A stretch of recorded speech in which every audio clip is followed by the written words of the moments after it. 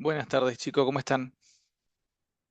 Buenas tardes, Doc. Hola, Doc. ¿Todo Buenas tardes, bien? doctor. Hola, doctor. Bueno, les quería mostrar primero lo que es el implante, ¿sí? Y después pasamos a la clase hoy. Les preguntaba la clase anterior si habían podido colocar o extraer un implante y algunos me dijeron que sí vieron por lo menos, ¿no? ¿Un implante subdérmico? ¿Sí o no? Sí, Ver sí, colocar no. ok. Usuario Dosum, ¿te renombrás por favor? Que necesito que tengan todos el nombre después para el presente y recuerden la cámara prendida, ¿eh? Doc, yo tenía una duda antes de comenzar, si se puede. Sí, sí, obviamente. Sí. Eh, con respecto al cáncer cervicuterino, más que nada por la forma de la pregunta. En la clase pasada remarcamos que el screening ciertamente era para mujeres mayores de 30 años, pero usted nos dijo que era 3 años después del inicio de relaciones sexuales. No, no, no, no, no. Recalcamos algo importante, no es que el screening es a los 30 años. A los 30 años se le suma al PAP el test de HPV. Se le suma Ok. al PAP. ¿Ok? O sea, lo hacemos antes. A los 30 años, que es el pico de incidencia de cáncer de cuello uterino en Argentina, se le suma a eso por especificidad el test de HPV. Si el test de HPV es negativo, vos no lees el PAP, lo descartás. Si es positivo, obviamente lees el PAP. Si lo digo justamente por una pregunta que hubo en este examen y va, es la 2 y se repite después en otra pregunta. Pero decía, con respecto al rastreo de cáncer cervicuterino, marque la opción correcta. Y me ¿Ok? parecía que las dos estaban correctas, pero como hablamos la anterior del test de HPV post inicio de las relaciones sexuales, marqué esa y No, tipo no. es que esa está mal. El test de HPV no se hace, por ejemplo, ponerle que la paciente tenga 14 años, ¿no? Mm, Inició a los 14. Hizo 3 años posteriores, le vas a hacer el rastreo vos. A esa mm, nena no le haces el test de HPV, porque va a tener 17 años. Le haces la toma de PAP. mm. Ok, Cuando llegue a los 30 años, le hacen los dos. le haces los dos. Si el Ok. test es negativo, descartas el PAP. Y podés Entonces, esperar entre 5 o 6 años para repetirle el screening. ok. Entonces lo que se tiene que hacer 3 años posterior al inicio de relaciones sexuales es el PAP, normal. Exacto, salvo que la Ah, ahí paciente está. haya iniciado relaciones sexuales a los 27, en ese caso, vos le harías las dos cosas, ¿no? Porque cumpliría los 30 años. Claro, claro. Ok, ¿Todos ahí está. entendieron eso? Ahí está el error. Gracias, Doc. Ah, ok. No es que hacemos a los 30 años, hasta los 30 no hacemos nada. Bueno, Yo repasemos. tengo, Sí, yo sí, tengo una Castro, duda. dale. De la clase pasada, a mí no me quedó claro si los anticonceptivos solo de progestágeno tienen las mismas contraindicaciones que los combinados, tipo para dislipidemia, esas cosas, o no. Yo sé que para migraña no, porque el estradiol empeoraría la migraña y todo, pero a mí no me quedó claro de las otras cosas, tipo dislipidemia, trombosis, esas cosas. Ok, lo que pasa es que es muy grande tu pregunta, Lía. ¿Por qué digo? Porque cada una tiene un mecanismo distinto. Por ejemplo, si querés que te resuma en todo en el caso de que vos tengas que indicar sí o sí un tratamiento hormonal en un paciente que vos estás sospechando que quizás lo hormonal le haga mal, ¿vamos bien? Poniendo un progestágeno de cuarta generación, te equivocarías menos. No es lo mismo que hablemos de un paciente con antecedente de TBP, ¿sí? Que cualquier anticonceptivo habría que ver si es una contraindicación relativa o absoluta, pero todos estarían no del todo bien, ¿sí? Porque una contraindicación relativa es, vamos a ver si realmente está bien o no, o sea, vos es con pauta de alarma. Que una paciente que además tiene TBP, tiene antecedentes de tabaquista y tiene 45 años, ahí ya sería prácticamente absoluto, ¿se entiende? Hay un cuadro, varios cuadritos que vos tenés ahí, si es uno, 2, 3 o 4. Uno es que no hay ningún problema, es la indicación tipo A, que lo puedes utilizar sin ningún problema, y tipo A4 es que no lo deberías utilizar, ¿sí? Las otras dos es como que el 2 no estaría tan mal, ¿se entiende? Y el 3 obviamente sería mucho más con pautas de alarma, que por ahí se lo podrías dejar si querés para el especialista si es que lo quiere utilizar o no. ¿Eh? Pero no es, o sea, es muy grande tu pregunta, o sea, lo tendríamos que individualizar. Lo mismo si el paciente tiene antecedente de migraña, ¿es con aura o sin aura? ¿Sí? El paciente toma medicación anticonvulsivante. ¿Es carbamazepina o es fenitoína? ¿Sí? Eh, si ustedes están en duda con el tratamiento hormonal, la mejor opción sería o no indicar un tratamiento hormonal directamente o poner progestágeno de cuarta generación. El estrógeno es prácticamente el culpable de todo aumentar el riesgo cardiovascular en la mayoría de las patologías. ¿Sí? O utilizar Al- un DIU también Gracias. sería opcional, ¿no? En este caso que no se pueden utilizar estrógenos. claro, totalmente. ¿Sí? El DIU, no el SIU, ¿no? El DIU, tal cual. ¿Sí? Ligadura, método de barrera, vasectomía en la pareja heterosexual. Digo porque es, lo que pregunta Castro es frecuente en el consultorio. Eh, Hoy me vino una paciente de 46 años que no menstrua desde octubre del año pasado. La paciente estaba con drospirenona porque tenía un quiste hemorrágico y se lo habían dado justamente para disminuir el quiste. En octubre del año pasado, el ginecólogo le suspende la anticoncepción. O bueno, en realidad no estaba como anticoncepción, pero bueno, ella estaba teniendo relaciones sexuales con el marido sin cuidarse, sabiendo que estaba utilizando este tratamiento para el quiste. ¿Me siguen todos?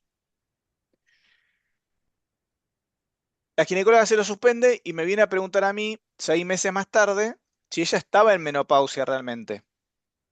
¿Sí? Definamos menopausia, un año sin menstruaciones. Normalmente no se hace lo que les voy a decir, pero le cuento. Yo a esta paciente le pedí FSH y LH. La paciente con los niveles que daban, que eran niveles bajos, una creo que había dado 34 y la otra 62, estaba en menopausia. Para que esta paciente entre en la definición de menopausia y que pasen 6 meses más, hay que sacarle tratamiento hormonal. Si la paciente está recibiendo un tratamiento hormonal, sea por lo que sea, nos va a alterar seguramente la menopausia. ¿Se entiende eso también? ¿Por qué? Porque es bastante frecuente que una paciente quizás está muy cómoda con el método anticonceptivo y lo sigue tomando y van pasando los años, los años, los años, los años, y en algún momento te debería dejar de menstruar, ¿sí? Pero sí quiero que tengan, por favor, estos conocimientos. Y obviamente que si en un examen le van a preguntar a una paciente tabaquista de, no sé, 44 años, el tratamiento hormonal no es el mejor, ¿no? Estamos de acuerdo, más allá de si usamos progestágeno o estrógeno, no es el mejor, no es el más indicado. ¿Sí? ¿Alguna otra duda? Sí, Doc, una pregunta del examen. Ok, La pregunta 8 dice, la conducta ante un olvido de la toma de dos comprimidos en más de una semana y tuvo relaciones sin protección en los últimos 7 días. Marcar la opción correcta. ok. No me queda claro cuál sería, porque yo sé que más de 7 días, cuanto más días, después de 3 días, la efectividad de la pastilla del día después baja. Pero Ok, la protección o sea, no está como que no está muy claro porque fue entre los últimos 5 y 7 días. Eh, bien. Adriana, vos tenés que empezar esto. Igual las preguntas, les cuento, el número de preguntas en cada examen es distinto porque es al azar, así que no es que las ok. pregunto 8 para todo, digo por si no están Ah, entendiendo ok. esa parte. Vamos al tema práctico. Llega una paciente. Doctora, tuve una relación riesgosa, no sé, además de tomar la pastilla, uso preservativos, el preservativo se rompió, ¿sí? Vos a esta paciente lo que le tenés que preguntar es, ¿cuál es el peligro que tenés? Es que me olvidé de tomar la pastilla. ¿Vamos bien? Hasta ahí Sí. vamos bien, ¿no? Así Ujú, apuntaba, la paciente estaba recibiendo tratamiento hormonal, ¿no? sí. Bien. ¿Qué le decís a esa paciente? Apenas te acordás de que te hayas olvidado, la tenés que tomar. Y como Ajá. es muy difícil que vos, sin ir a recurrir a bibliografía, te acuerdes, porque para definir bien esta pregunta uno tendría que decir, bueno, decime la fecha de última menstruación. Tal día, doctora, le sumo 14. Ese día estaba ovulando, ¿sí? 3 días antes, 3 días después, por el margen de error de ovulación. Si no tuvo en esos 6 días relaciones sexuales, vos te quedarías tranquila que sería casi imposible que quede embarazada, ¿no? ¿Estamos de acuerdo? Sí. Eso Sí. es lo que habla la biología. Como esto es bastante poco práctico, nosotros le decimos, toma la pastilla y vas a recibir la pastilla el día después. ¿Le vamos a producir una hemorragia? Sí, Adriana. ¿Interrumpiríamos un embarazo? Si pasa más de las 72 horas, la efectividad es muy baja. pero también es muy bajo que esté embarazada, ¿se entiende? La postura de los médicos al personal de salud es, la pastilla del día después no se la nieguen, que la reciba la paciente, porque acordate que no es abortiva. No, solamente afectaría el moco cervical, o sea, igual los espermatozoides tampoco duran más de 72 horas en Depende. teoría. Hay Ah, ok. estudios que mostraron 7 días. Ah, entonces sí convendría que la tomara. Por eso hablo que si nos sentamos bien académicamente hablando, ¿sí? Sin tener todo definido, porque por ahí en un examen es más fácil, porque en el examen vos lees el enunciado y yo te doy por asentado que esa chica es hiperregular. En la práctica no pasa eso. Tenés que tener un montón de márgenes de errores que los tenés que tener en cuenta. ¿Sí? Ok, Entonces, la paciente tuvo un riesgo, una relación riesgosa, no tomó la medicación como la debería tener. La indicación ante la posibilidad de un embarazo no deseado es provocar la hemorragia. bien. ¿Sí? Ahora, si estaba tomando dos comprimidos y se los olvidó, ¿tiene que tomar los dos comprimidos juntos por las opciones que leo? Porque yo puse que era necesario que tome la pastilla después y continuar con el tratamiento en el horario habitual y agregar un método de respaldo. Pero me Claro, lo, marca, lo- lo que pasa que vos ahí, Adriana, lo que haces es desconfigurar el ciclo menstrual. ¿Se entiende, no? sí, O sea, vos ahí, por eso es lo que yo le explicaba del tema del levonorgestrel. claro. Ok, Vos le alterás el ciclo menstrual a la paciente. En ese momento debería tener una menstruación. bien, Que está bien. repasemos algo que me parece que no estamos teniendo en cuenta.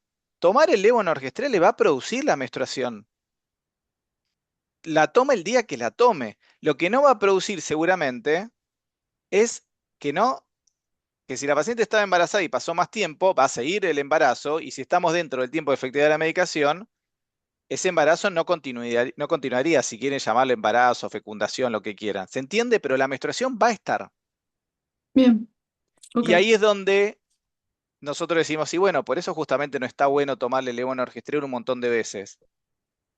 Hay una contraindicación, no es absoluta. La paciente puede tener más síndromes anémicos, puede tener una descompensación más hemodinámica, pero no es que más de una por año, más de dos por mes, más de cuatro. No, no, no, no hay un estudio que diga que podemos usar un tope. Sí, tenemos que usar el criterio médico. Bien, gracias. Y quizás esa Gracias. paciente, la pastilla no es la mejor opción. Quizás un inyectable, quizás un implante, ¿sí? Si se va a estar olvidando. Bien, Eh, gracias. Hoy hay muchas aplicaciones también, Adriana, que esto hace un poco más fácil la cosa, ¿no? Alarmas del celular que te dice tenés que tomar la pastilla.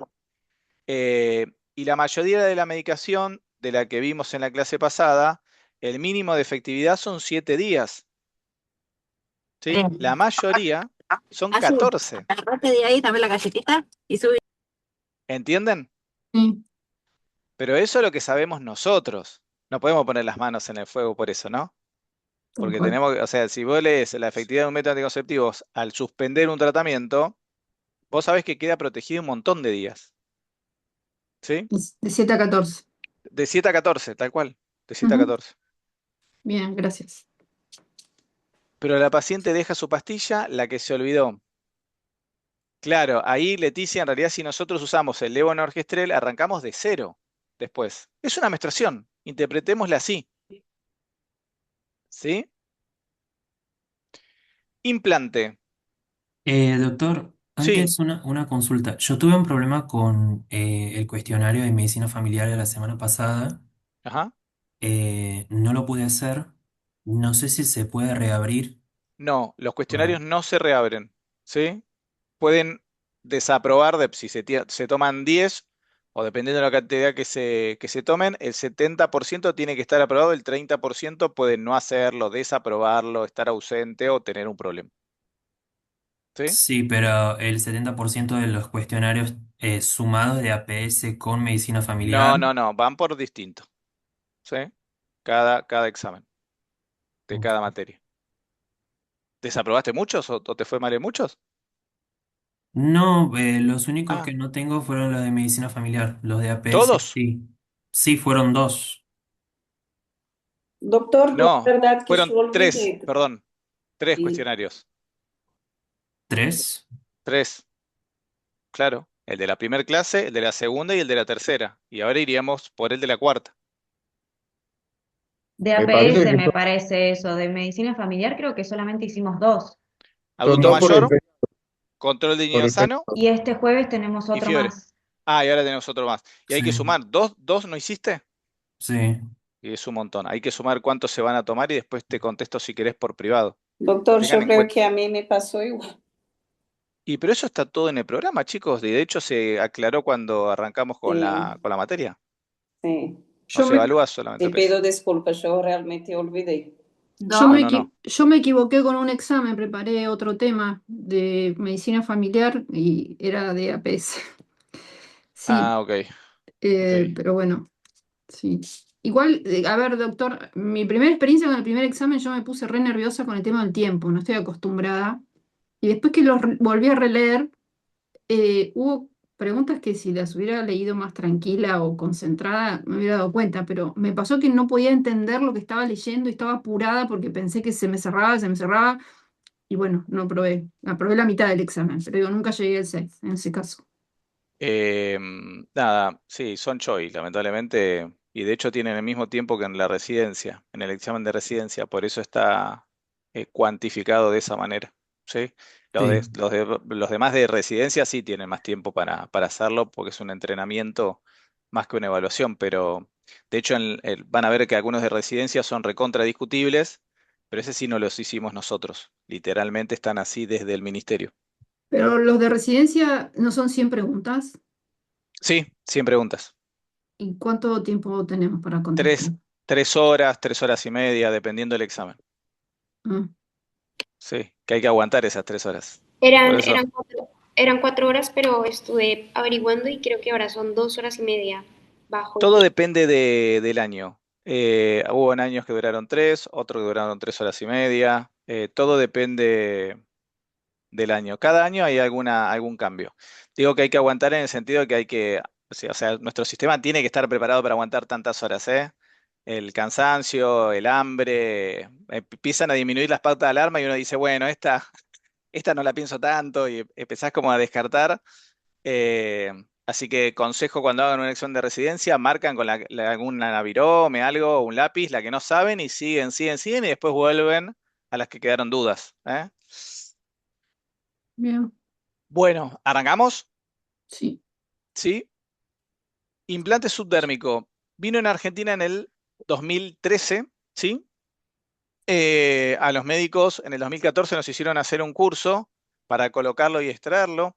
Venía con una indicación precisa, que eran pacientes menores a 19 años que hayan tenido un evento obstétrico. ¿Sí? Esa era la indicación precisa del ministerio. Un método bastante caro. La efectividad es la que ustedes ya conocen, todos tienen mayor del 94, 95, 97%. Y el primero que usamos es el que es una sola varilla y dura 3 años, que todavía hay bastantes, de hecho a mí en el hospital me repusieron esos, y también está en el del doble varilla. Les pregunto si los conocieron a los dos o conocen uno solo hasta ahora. Solo el simple, en mi caso. Solo el simple, bien. ¿Otros? ¿Todos conocen el Eh, simple? yo también, Bien, doctor, apliqué No, el yo no. simple y también pude extraerlo. bien, bueno, tal cual. Para mí el simple es el mejor, sí, es mucho más caro que el de doble varilla. El de doble varilla se coloca con un catéter, es mucho más precario. Yo les mostré cuál era el aplicador en la clase pasada, ¿sí? Para colocar el de una varilla. Y la evidencia médica dice que en muchos casos puede durar hasta 5 años, ¿sí? En la gran mayoría de los centros de atención primaria se los retiran a los 3. ¿Y por qué esta variante? Vasodérmico y el tejido adiposo tiene mucho que ver con la disposición y biodisponibilidad de la droga. No es lo mismo un paciente normopeso que un paciente con obesidad. ¿Se entiende? De hecho, la guía que ustedes tienen cargada habla de 3 años de la efectividad del implante. ¿Sí? Vamos a ver dos videos, uno colocándolo y otro extrayéndolo. Les voy a mostrar primero para sacarlo, ¿sí? Porque les quiero mostrar algunas técnicas que le van a servir después hasta para hacer, no sé, una vía central. ¿Eh?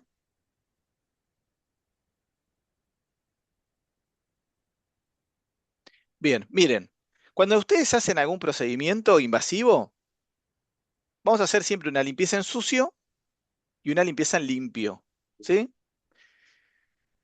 Algunas hacemos en pincelada, como vamos a ver ahora, ¿sí? O sea, de manera vertical. Y otro, por ejemplo, si vamos a hacer una punción, no sé, lumbar, lo hacemos en círculo. ¿Eso estoy hablando chino o más o menos estamos bien? ¿Sí? ¿O Sí, más? bien. ¿Sí? Sí. En círculo uno parte desde un punto y empieza a hacer círculos hacia la periferia, ¿eh? Más o menos a la zona que uno quiere mantener limpia. Eso es muy frecuente que lo hagamos en la punción lumbar. En el implante hacemos una limpieza que lo llamaríamos en sucio. Fíjense que tengo manoplas comunes y vamos a repasar un poquito dónde vamos a interferir. Pliegue del codo, ¿sí? Del brazo no dominante y de este pliegue 8 centímetros. El ancaré interna, ¿sí? Esa sería la ubicación. Y tiene que ir subdérmico. ¿Qué quiere decir? Yo lo palpo y palpo perfectamente el implante y tiene que ir paralelo a la piel. No tiene que estar profundo, no tiene que estar en tejido muscular ni nada por el estilo. Esta paciente lo que le vamos a hacer es, ahí ya estoy haciendo limpieza en limpio ahora, hago lo mismo, pero ya estéril, no puedo tocar nada, ¿sí? No puedo tocar nada con esos guantes, así que o preparo todo ya para autoasistirme o alguien me va a asistir. Eso es lidocaína. La lidocaína que van a utilizar para estos procedimientos, para suturar, puede ser al 1 o 2%. Si es al 1%, pueden usar hasta 2 mililitros, que es un montón, ¿sí? Y al 2% pueden utilizar hasta 1 mililitro. ¿Por qué? Recordemos que la lidocaína también la podemos usar en el paro, ¿se acuerdan? Usamos adrenalina, miodarona y en una de las últimas opciones podemos usar lidocaína.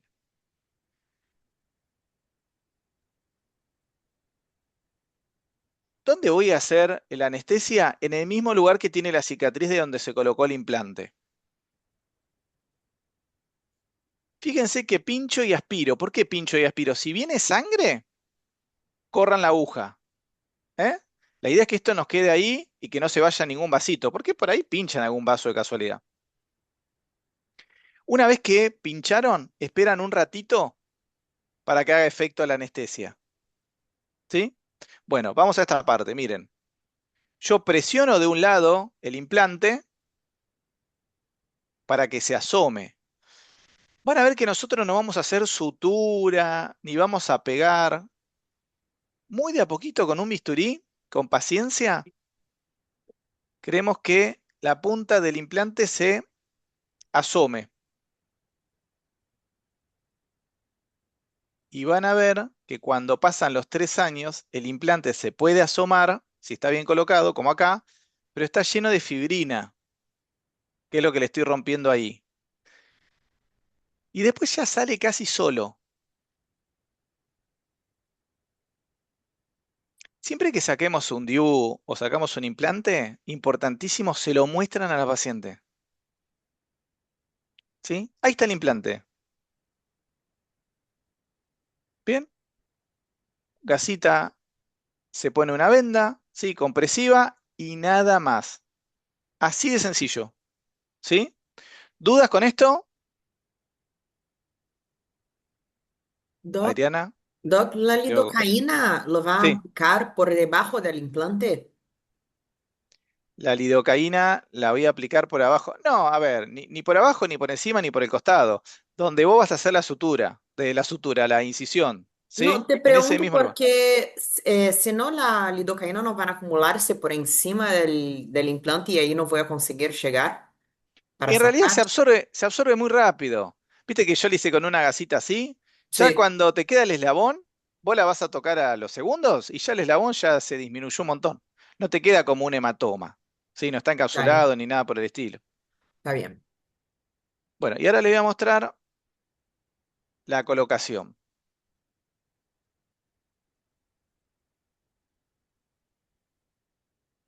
Está bueno que aprendan a hacer estas cosas. Yo creo que después la técnica te sirve para un montón de cosas. Hasta para hacer un hemocultivo, que por ahí son cosas que después las tenemos que hacer muy rutinariamente. Bueno, miren acá. Lo voy a adelantar un poquito el video. A esta paciente se lo sacamos, ¿sí? Y en este mismo brazo le colocamos un implante nuevo, ¿eh? Y vamos a adelantar hasta la parte del implante, así.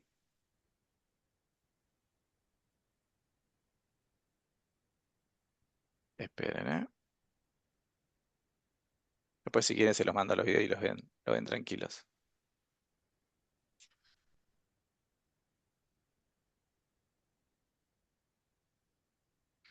Ahí sacamos el implante. Bueno, acá viene la colocación. Miren, repasemos un cachito. Esto va a entrar a 45 grados y automáticamente después horizontalizamos. 45 grados y horizontalizamos. Vamos a llegar hasta el tope. Hasta acá. Disparan, largan el implante y le quedó debajo de la piel. Y volvemos a hacer lo mismo. Una gasita estéril, vendamos el brazo, en lo posible reposo de ese día y nada más. No le damos antibiótico profiláctico, no lo suturamos, no lo pegamos.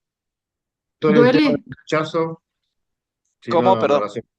El tema del ¿Cómo? rechazo, el tema del rechazo, si lo rechaza ¿El el dispositivo paciente? del cuerpo. Claro, No pasó nunca, Pedro. Quizás puede bueno, ser, pero todavía no pasó nunca. Lo único que vi del implante es que se infectó en un hospital grande de Buenos Aires el sitio, pero creo que... más que una infección, no, está bien, No, listo. no, en mi hospital ni la residencia donde yo estoy o donde estuve y los hospitales aledaños, a nadie se infectó. No, Ah, no, está bien, listo. no, súper, súper seguro. Si dolía, no, la verdad que no. Con la anestesia, con lidocaína andan bien. Eh, También es una zona del brazo que no tiene gran inervación sensitiva porque estamos bastante lejos de la axila. Creo que una de las cosas más importantes que le puedo decir, la técnica es muy importante porque después hay que sacarlo. Y si la técnica es mala de colocación, después sacarlo es muy difícil. Y me ha pasado de tener que hacer una radiografía porque ni siquiera en la ecografía se veía. Y en la radiografía se veía prácticamente perpendicular al hueso. Y eso está muy mal porque eso va a quirófano. ¿Sí? Pero bueno, es muy, muy pocos casos. Así que está, si tiene la opción o la posibilidad, háganlo, ¿eh? Colocación y extracción. ¿Sí? Pero la silocaína usted se la puso puntual, no le hizo todo el recorrido. O va Lidocaína, no silocaína, lidocaína. lido, Tal cual, cuando vos pones lo que más va a doler, Adriana, va a el ser pinchazo. cuando ingresa, tal cual, después va subdérmico, no es que va penetrando a la parte muscular. ¿Eh? La inervación ahí es muy baja, así que la paciente ni se da cuenta. En el caso de la extracción solamente, en el primer video sí le hice el lagoncito únicamente donde corté. Cuando vos lo querés colocar, lo que Tiene que hacemos estar normalmente, tal cual, penetramos más con la aguja y hacemos casi el mismo recorrido que vamos a hacer después con el implante. bien. ¿Sí? ¿Dudas? Bueno. Podrían inventar algo para los hombres. Bueno, en realidad se estudia mucho esto, ¿eh? No es que métodos anticonceptivos hormonales para los hombres. Sí, sí, sí, sí. El tema es que el seminoma es lo más contraproducente, digamos. Pero sí. Bueno, la vasectomía, como les expliqué la clase pasada, está mucho más en uso. De hecho, la curva de utilización de la vasectomía como método anticonceptivo en Argentina es continuamente en ascenso. Si bien no tiene una curva muy pronunciada, pero nunca bajó. ¿Eh? En los últimos años siempre va en ascenso y eso está bueno. Pero es un método irreversible. Se lo considera desde el punto de vista de planificación familiar irreversible, pero tenés un 30% de reversibilidad igual que la ligadura de trompas. Sí, es costoso y no está garantizado ni por el plan médico obligatorio ni por el sistema de salud público. Pero sí se podría, o sea, a lo que voy a Adriana, si vos tenés que dar un consejo, decís que es irreversible, ¿sí? Porque 30% de medicina es muy poco. Disculpe, Bueno, una sí, consulta, doctor, sí, sí. porque durante la cursada de obstetricia en el materno infantil, Ajá. al menos yo roté ahí, se acercaban las pacientes en cuanto al implante Ajá, y se lo querían retirar a los 3 años, pero ajá. bueno, ahí mismo le decían que según la nueva resolución del Ministerio de Dos Salud, años. claro, ahora son 5 años. Sí, sí, sí, 2 años más. Lo, claro, lo correcto ahora actualmente es cada 5, ¿verdad? Mirá, yo lo que le digo a la residencia, pues lo que me preguntan también, ¿sabes cuándo fue, Fernando, que empezaron a hablar de 2 años más? En la pandemia, ¿sí? Claro, sí, justamente les decían esto, que en base a la Nueva experiencia que evidencia, hubo en la pandemia, exacto. eh, cambió esta Sí, metodología. sí. Yo siempre digo que el médico pone la matrícula, ¿no? Y entiendo que hay protocolos a seguir. Si vos vas a la teoría, son 5 años. También es verdad que la efectividad entre 3 y 5 años no es igual. ¿Me seguiste? No es Sí, exactamente sí, igual. Es un descenso no brusco, pero hay un descenso a los 5 años. Y si tengo posibilidad de cambiárselo, se lo cambio. Pero sí es verdad lo que estás diciendo, en la mayoría de los CAPS es igual. De hecho, los residentes de medicina familiar, cuando van a rotar a los centros de atención primaria, hay 3 centros de atención primaria que son iguales, siempre van con el mismo discurso y por ahí algunos se lo quieren cambiar igual y bueno, queda prácticamente a criterio del instructor de la residencia, pero sí, en la teoría sería como estás refiriendo, 5 años de claro, efectividad en un pero paciente normopeso. me llamaba la atención porque justo cursé obstetricia en el materno infantil y después gineco en Campo de Mayo. Ajá, Y había una bajada de línea que era, no, según la nueva resolución del Ministerio de Salud es cada 5. Y cuando voy a cursar gineco en Campo de Mayo, cada 3 años lo querían cambiar. Entonces yo digo, claro. no entendía nada, pero bueno. Bueno, les cuento esto y pasamos a la clase porque te podríamos charlar un montón de medicina porque creo que nos gusta a todos. Miren esto, agarramos la caja de un implante y decía fecha de vencimiento, vamos a poner a fecha de ahora para poner el ejemplo ahora, vamos a poner que decía diciembre 2026, ¿sí? A mí me surge la duda como reciente decir, ¿lo puedo colocar hasta el 2026 o vence en el 2026? Tengo que tener en cuenta estos 3 o 5 años. Nadie sabía contestar bien esa respuesta, así que ¿a dónde llamamos? Al Ministerio de Salud Nacional. Hablamos con alguien, que era una secretaria, y no nos podía contestar. Entonces nos fue derivando, derivando, derivando, hasta que hablamos con un médico. El médico nos dice, no, la droga que tendría la fecha de caducidad en diciembre. Le digo, no, pero esto es muy importante, porque si no, todos los implantes que colocaron ya se vencieron. No teníamos un implante, por ejemplo, que hayan llegado, no sé, 3 años de vencimiento, que era lo que duraba, ¿no? Entonces, esto no puede ser. Si no, teníamos que llamar a todos los pacientes y decir, vengan, que hay que sacárselo. Generalmente nos llegaban implantes que vencían en 2 años, un año y medio. Y la pregunta del hospital era, che, pero ¿a nadie se le ocurrió esta duda? Finalmente hablamos con el responsable de planificación familiar a nivel nacional y dijo, no, no, no, esa es la fecha hasta cuándo se puede aplicar y esta droga tiene en cuenta esa fecha los 3 años. Entonces, Fernando, fíjate que la Ah, pregunta es más buenísimo. profunda, es más profunda. Si dura 5 años, ¿qué pasa con el tema del vencimiento de la droga? ¿Qué vencimiento tomo? ¿Me siguieron? Así que era bastante discutible cuánto duraba en términos prácticos, sí, se vieron que pacientes eh, después de los 4 o 5 años seguían teniendo la imposibilidad de quedar embarazadas. Y lo mismo pasado con el DIU. Hay algunas partes del mundo que dicen que mientras que el DIU esté en la cavidad uterina, cumple su función, mientras que nosotros decimos si está a más de 22 milímetros del fundus, se retira y se coloca uno nuevo. ¿Eh? Así que es interesante. Esas dos cosas está bueno que se lo planteen. ¿Eh? En el Muchas examen de gracias. residencia tienen que poner 5 años. ¿Eh? Vale aclarar. Sí, Leticia, yo creo que, a ver, ninguna de las dos en un examen de verdad de medicina te van a decir algo. En el examen de residencia pongan los 5 años porque, como dice Fernando, la nueva bajada de línea fue de 5 años post pandemia. Y eso no se modificó. Bueno, infecciones de atención primaria número 1. Les pido que presten mucha atención porque necesito convencerlos de algo. Yo veo que nos hacemos mucho lío con los antibióticos después en la práctica y también mucho lío con las diferentes infecciones de piel Y creo que tenemos que pensar en primera instancia en dos responsables, estreptococo y estáfilo.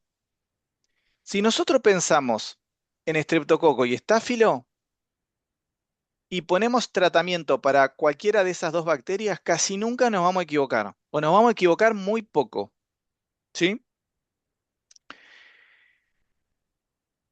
Todas las infecciones de piel y partes blandas en Argentina es un motivo frecuente, es un motivo de consulta muy frecuente y muy pocas veces hacemos un diagnóstico a nivel de solicitar un examen complementario. ¿Por qué? Si yo tomo una muestra, por ejemplo, de un contenido purulento de una pierna, lo que va a pasar normalmente es que viene o polimicrobiano o contaminada. Entonces es muy importante que nosotros hagamos un diagnóstico clínico de la infección. Si yo meto en la bolsa todas las infecciones de piel y partes blandas, el culpable protagonista es el estáfilo, ¿sí? Lejos. Pero el estrepto lo tenemos que tener en cuenta. La Asociación Argentina de Infectología saca un trabajo que me pareció muy interesante y se fijó cuál era de los agentes que producían infecciones de partes blandas, cuál era el principal, llega a la misma conclusión, que en el 70% de los casos era un estáfilo, pero el 88,9% era meticilino resistente. No estoy hablando de un hospital, ¿eh? Estoy hablando de cualquier infección de piel, ambulatorio o hospitalario. Entonces sale un término nuevo, estáfilo meticilino resistente asociado a la comunidad, no el del hospital. ¿Se entiende esto? Porque el del hospital siempre decían, bueno, pero tenés un estáfilo, ponele vancomicina. Ok, no, acá estamos hablando de lo ambulatorio. ¿Y por qué pasó esto? Por el uso indiscriminado de antibióticos. No solamente de parte de los médicos, de todo, de lo que se les ocurra. Cremas con antibióticos, ¿sí? Alimentos con antibióticos. O sea, acá es donde muchas veces la cefalexina dejó de tener cobertura por haberla usado indiscriminadamente, o los betalactámicos, y tuvimos que pasar a otros antibióticos.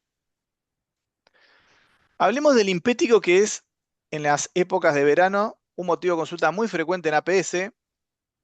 Normalmente son nenes chiquititos, ¿sí? Que están por ahí en una colonia, que por ahí se van a la casa de primitos, se juntan en una pileta. Hay un contacto importante interhumano y es una infección que no va a dejar cicatriz, salvo que haga una mancha hipo o hiperpigmentada, producto de que teniendo la infección tenga exposición solar. Y van a ver que vamos a hablar, ahora vamos a ver algunas fotos, pero vamos a hablar de un impétigo primario cuando el paciente tenía la piel previamente sana. Vamos a hablar de un impétigo secundario que también se le llama impetiginización cuando el paciente ya tenía algún tipo de lesión, ¿sí? O sea que la piel ya no estaba sana.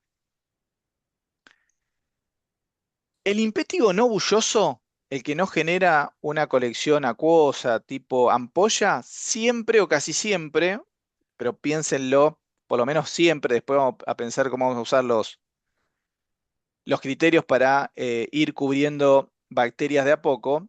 En una primera instancia vamos a cubrir al Staphylo aureus y en un plan B vamos a cubrir al Strepto, ¿sí?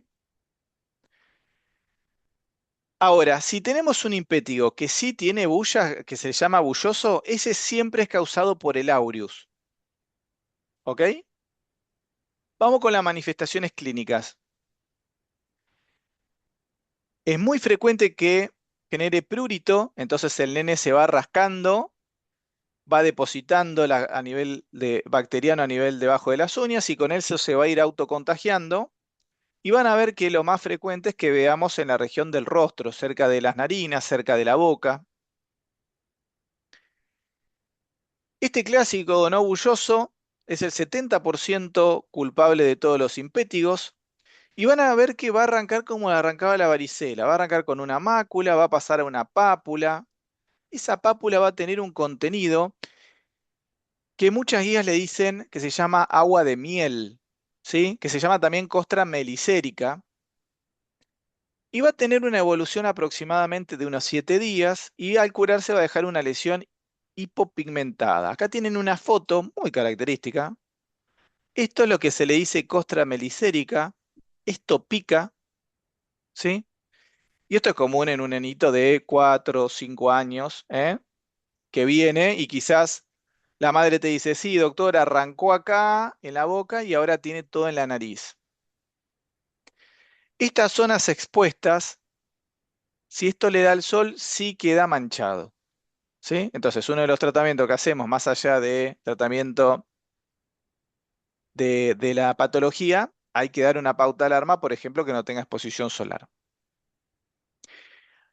En esta foto siempre les pregunto, ¿cómo harían una curación de esto? ¿Qué opinan? Porque acá, después de medicina nos recibimos y la enfermera nos dice, está el agua blanca de Codes, está el agua de Alibur, está la solución fisiológica, la clorexidina, el yodo povidona, el agua oxigenada. ¿Qué usamos para limpiar? Porque esto lo vamos a tener que limpiar. ¿Qué opinan? ¿Todo esto que nombré, saben para qué es más o menos o no? El agua de Alibur te ayuda a sacar la infección. ¿Y qué efecto tienen además? Antiséptico. Ok, en realidad no es antiséptico, ¿sí? Pero sí ayudaría a limpiar y que no progrese una infección. El agua Alibur tiene la característica, por ejemplo, de ser antiinflamatoria, ¿sí? El agua oxigenada, ¿qué es? ¿Se acuerdan? Es un radical libre. ¿Está bueno para todas las curaciones o no? Recordemos lo que era un radical libre, ¿no? Destruye células. Para la No. primera curación sí, no para todas, ¿sí? Por ejemplo, venís con una herida cortante, te pongo agua oxigenada, hace toda esa espuma, después enjuagamos con solución fisiológica y después no hacemos todas las curaciones, sino esa herida va a tardar mucho más en cicatrizar. Solución fisiológica es un agua estéril, siempre y cuando esté el suerito o lo que sea recién abierto, ¿no? Abierto por nosotros. La clorexidina sí lo podríamos utilizar como antiséptico. Es jabón de clorexidina. De hecho, entre iodopovidona y jabón de clorexidina, en muchas guías internacionales habla que la limpieza la deberíamos hacer con clorexidina. Por ejemplo, la toma de un hemocultivo, la del implante que vimos, ¿sí? En Argentina está muy difundido el iodopovidona y lo usan para un montón de cosas. El iodopovidona es un líquido bastante irritante que en muchos pacientes genera alergia y si lo utilizamos desmedidamente generamos hipotiroidismo. ¿Eh? Digo cosas para tener en cuenta, o sea, no le tengan miedo. Normalmente nosotros lo usamos muy poco en los pacientes porque, no sé, viene una herida y el paciente no va a tener 12 o 14 heridas al año. El agua Libur lo único que tiene que tener presente es que hay que prepararla, ¿sí? Se prepara una dosis de agua Libur con 2 de agua, o sea que se diluye, porque si no termina siendo irritante. Es el famoso agua azul. ¿eh? No sé, Leticia, cuál dije primero. Agua de Libur. Ok, esa es la que usamos normalmente para el forúnculo. ¿eh? Pero la verdad que en un hipético pueden utilizar lo que quieran, pero sí tendríamos que ir sacando estas costritas para obviamente después hacer tratamiento, que van a ver que en este caso hacemos tratamiento local, o sea, usamos cremas. ¿Sí? Doc, Sí, consulta para una celulitis. ¿También serviría el agua de Alibur? sí. Ahora después vamos a ver qué tipo de celulitis. Si tiene contenido purulento o no tiene purulento. La mayoría de las celulitis que van a ver no van a tener contenido purulento. ¿eh? Vas a tener el eritema, el edema y demás, pero no vas a tener contenido purulento. Vamos a ver también hoy celulitis y su archienemigo que es la erisipela. ¿Sí? Doc, Bueno, perdón, entonces sí. si tuvieras que escalonar cómo tratarlo, pondrías en primera opción como mejor la clorexidina, pondrías en segundo lugar a la iodopovidona o al agua de Alibur, No, en realidad para el caso del dependiendo de impetigo. lo... Ah, del hepático, no, la verdad, te cuento algunas dificultades. La clorexidina es excelente, pero es un jabón líquido, ¿sí? Hay que prepararlo, es poco práctico para usarlo diariamente. El iodopovidona en un nene que por ahí va a querer estar jugando y demás, le va a quedar el rostro todo colorido.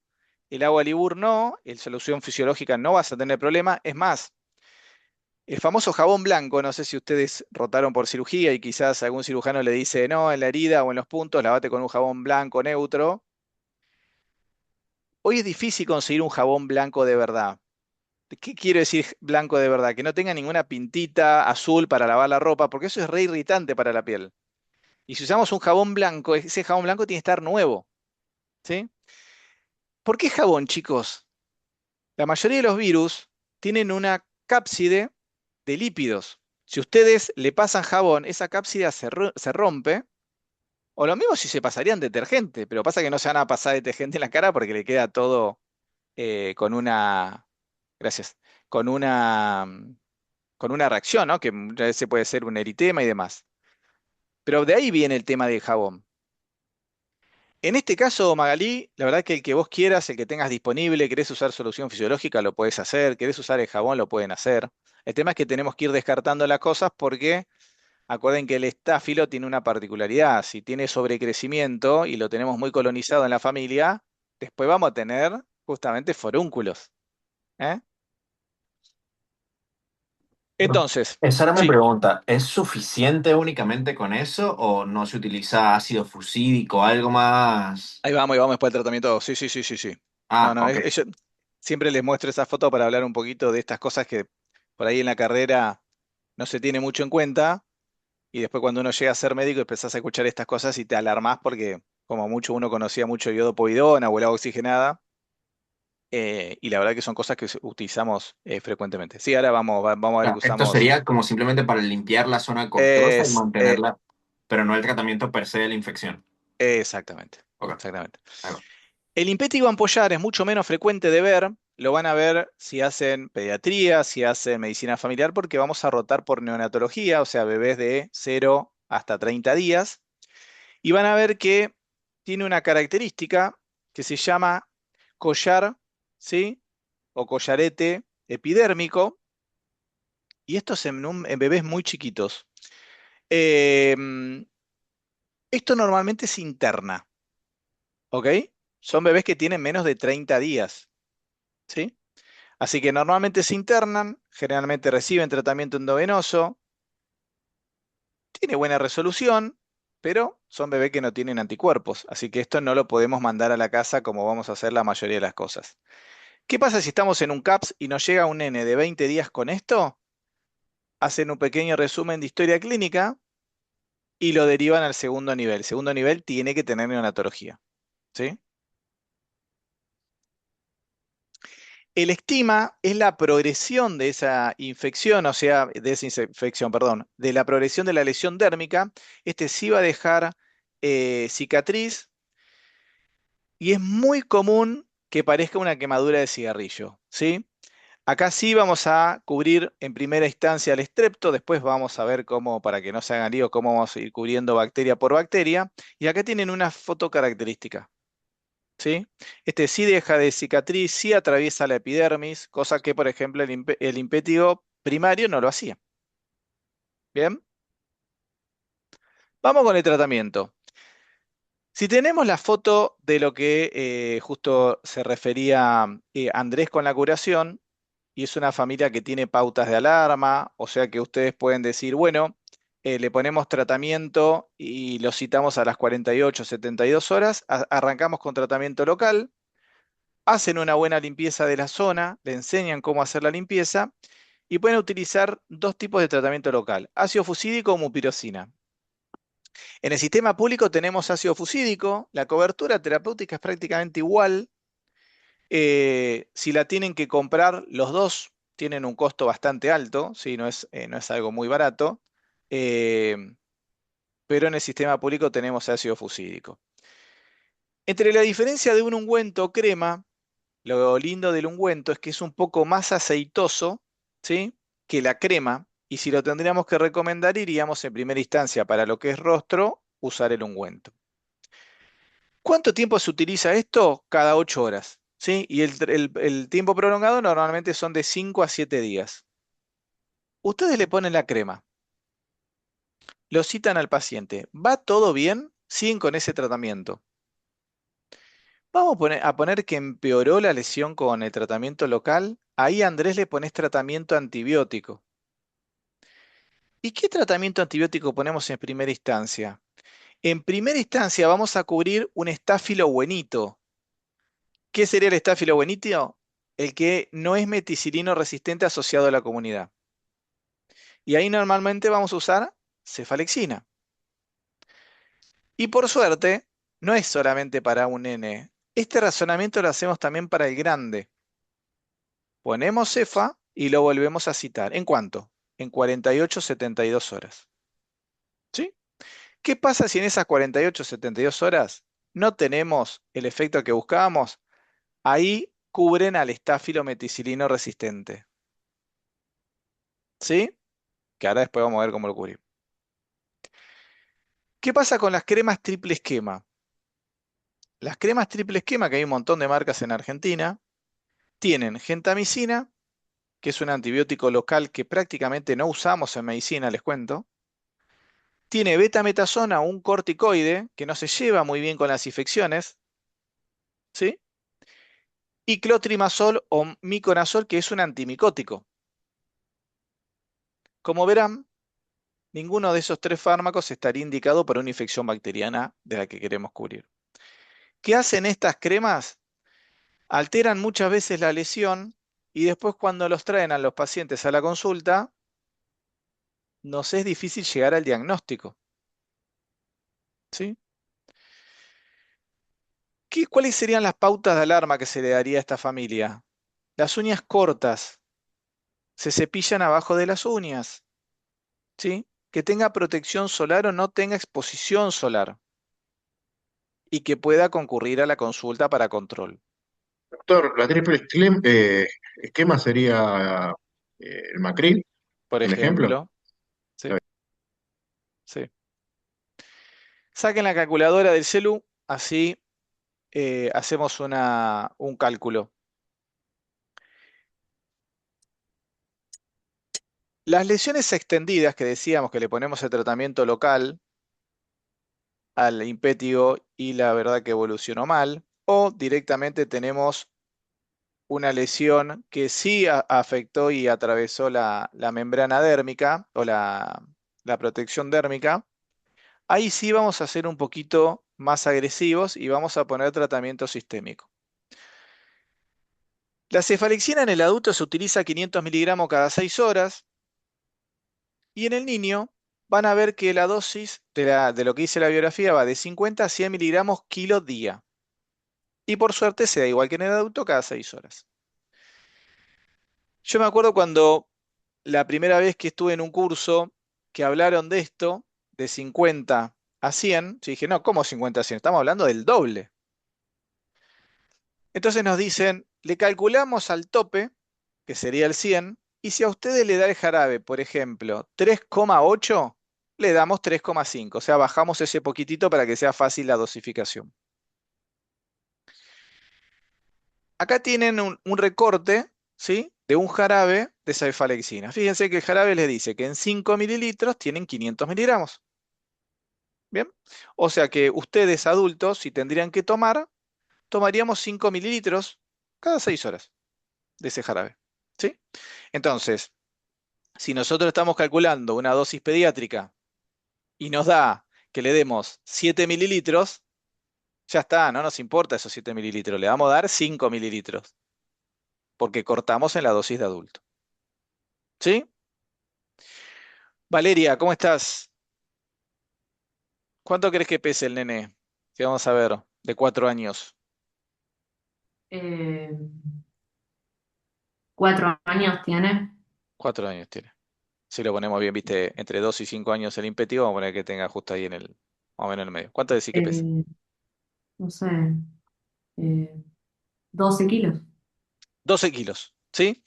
Vamos a calcularle, Valeria, y esto háganlo todos, a 100 miligramos kilo día. Yo voy a decir todo en voz alta, ¿eh? Yo tengo el celular también porque obviamente no me acuerdo cuánto le daríamos si pesa 12 kilos.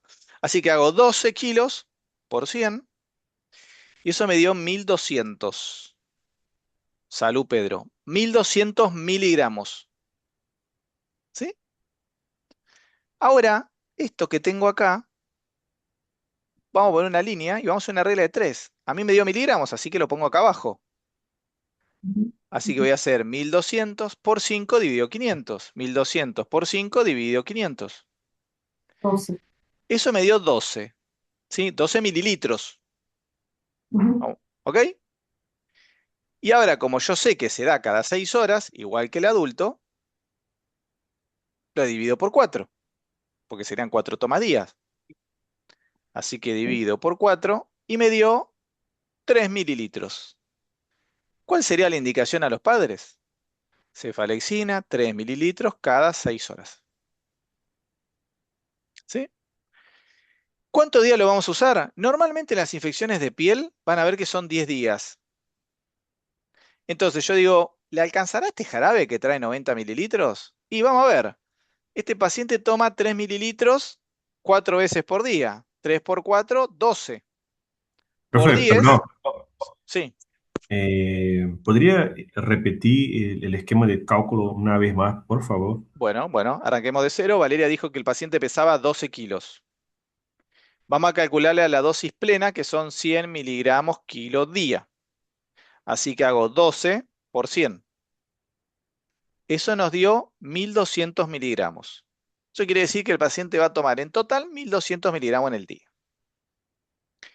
Nuestro jarabe tiene 500 miligramos en 5 mililitros. Hago una regla de 3.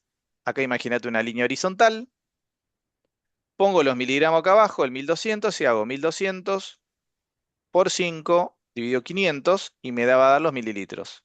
1200 por 5 dividido 500. Eso me dio 12 mililitros en el día. O sea que 1200 miligramos corresponden a 12 mililitros de jarabe. Como yo sé que esto hay que repartirlo en 4 tomas porque se toma cada 6 horas, hago 12 dividido 4 y me da 3 mililitros. ¿Sí? Doctor, en el caso el adulto va a tomar 5 mililitros a cada 4 horas, ¿no? Cada 6 horas.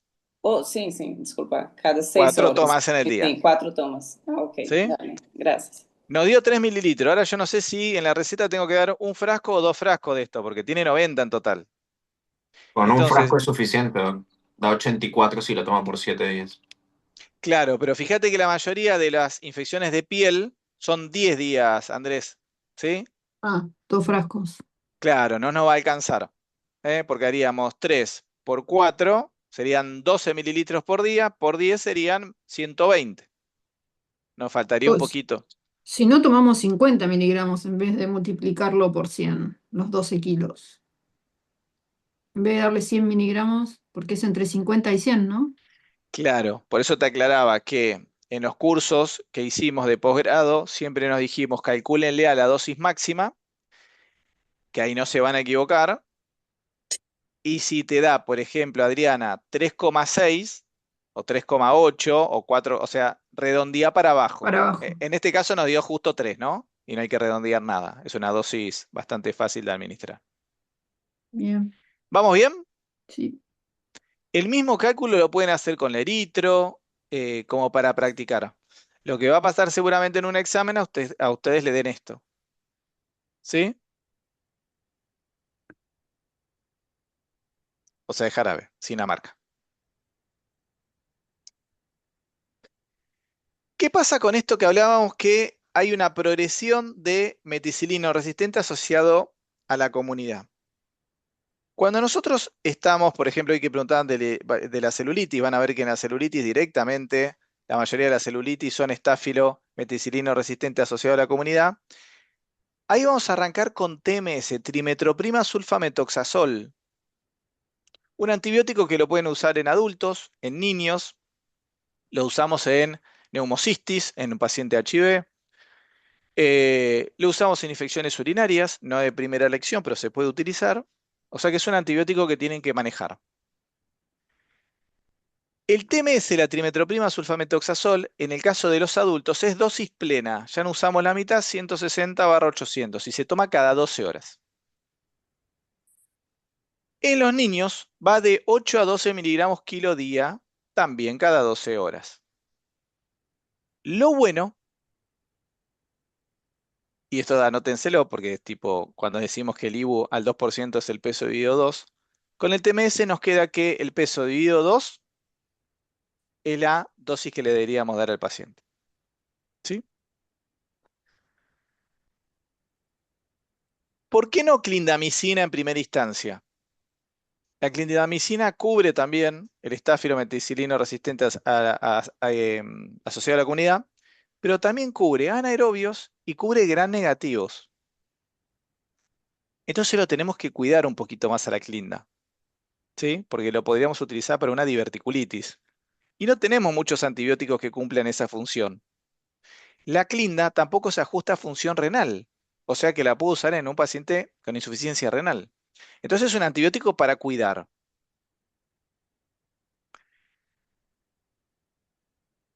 Las quinolonas, recordemos que en pediatría en los niños no la podemos utilizar por el cartílago de crecimiento. Es muy utilizada en traumatología en los pacientes adultos.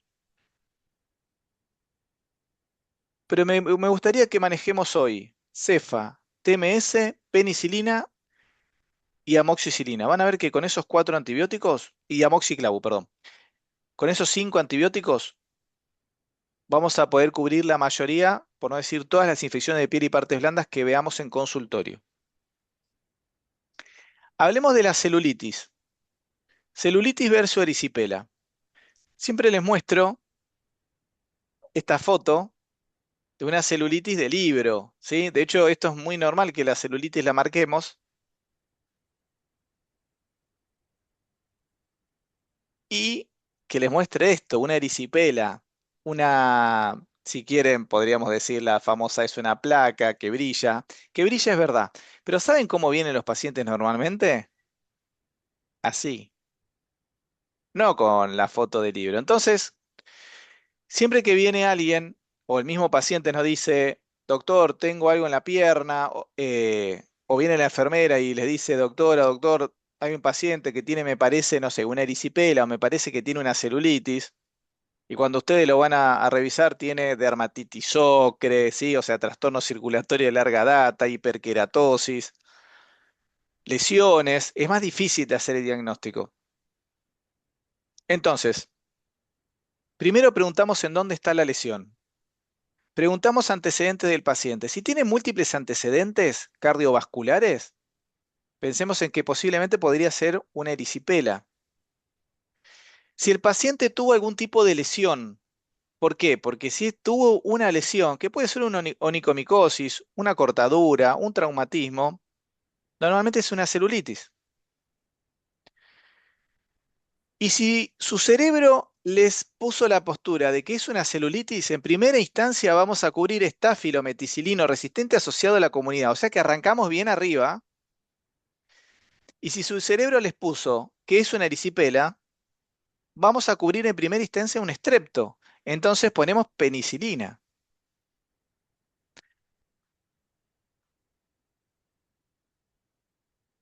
Siempre razonemos qué bacteria quiero cubrir y en base a eso qué antibiótico. ¿Por qué? Porque imagínense que nosotros pusimos TMS en una celulitis. El paciente evolucionó mal, o sea, lo marcamos, como hicimos acá, ¿sí?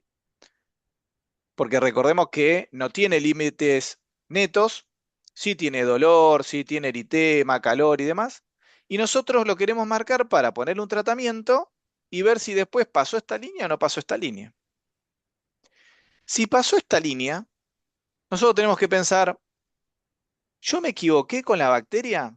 Sí, tienen que pensar que se equivocaron con la bacteria. ¿Por qué? Porque el TMS no tiene resistencia.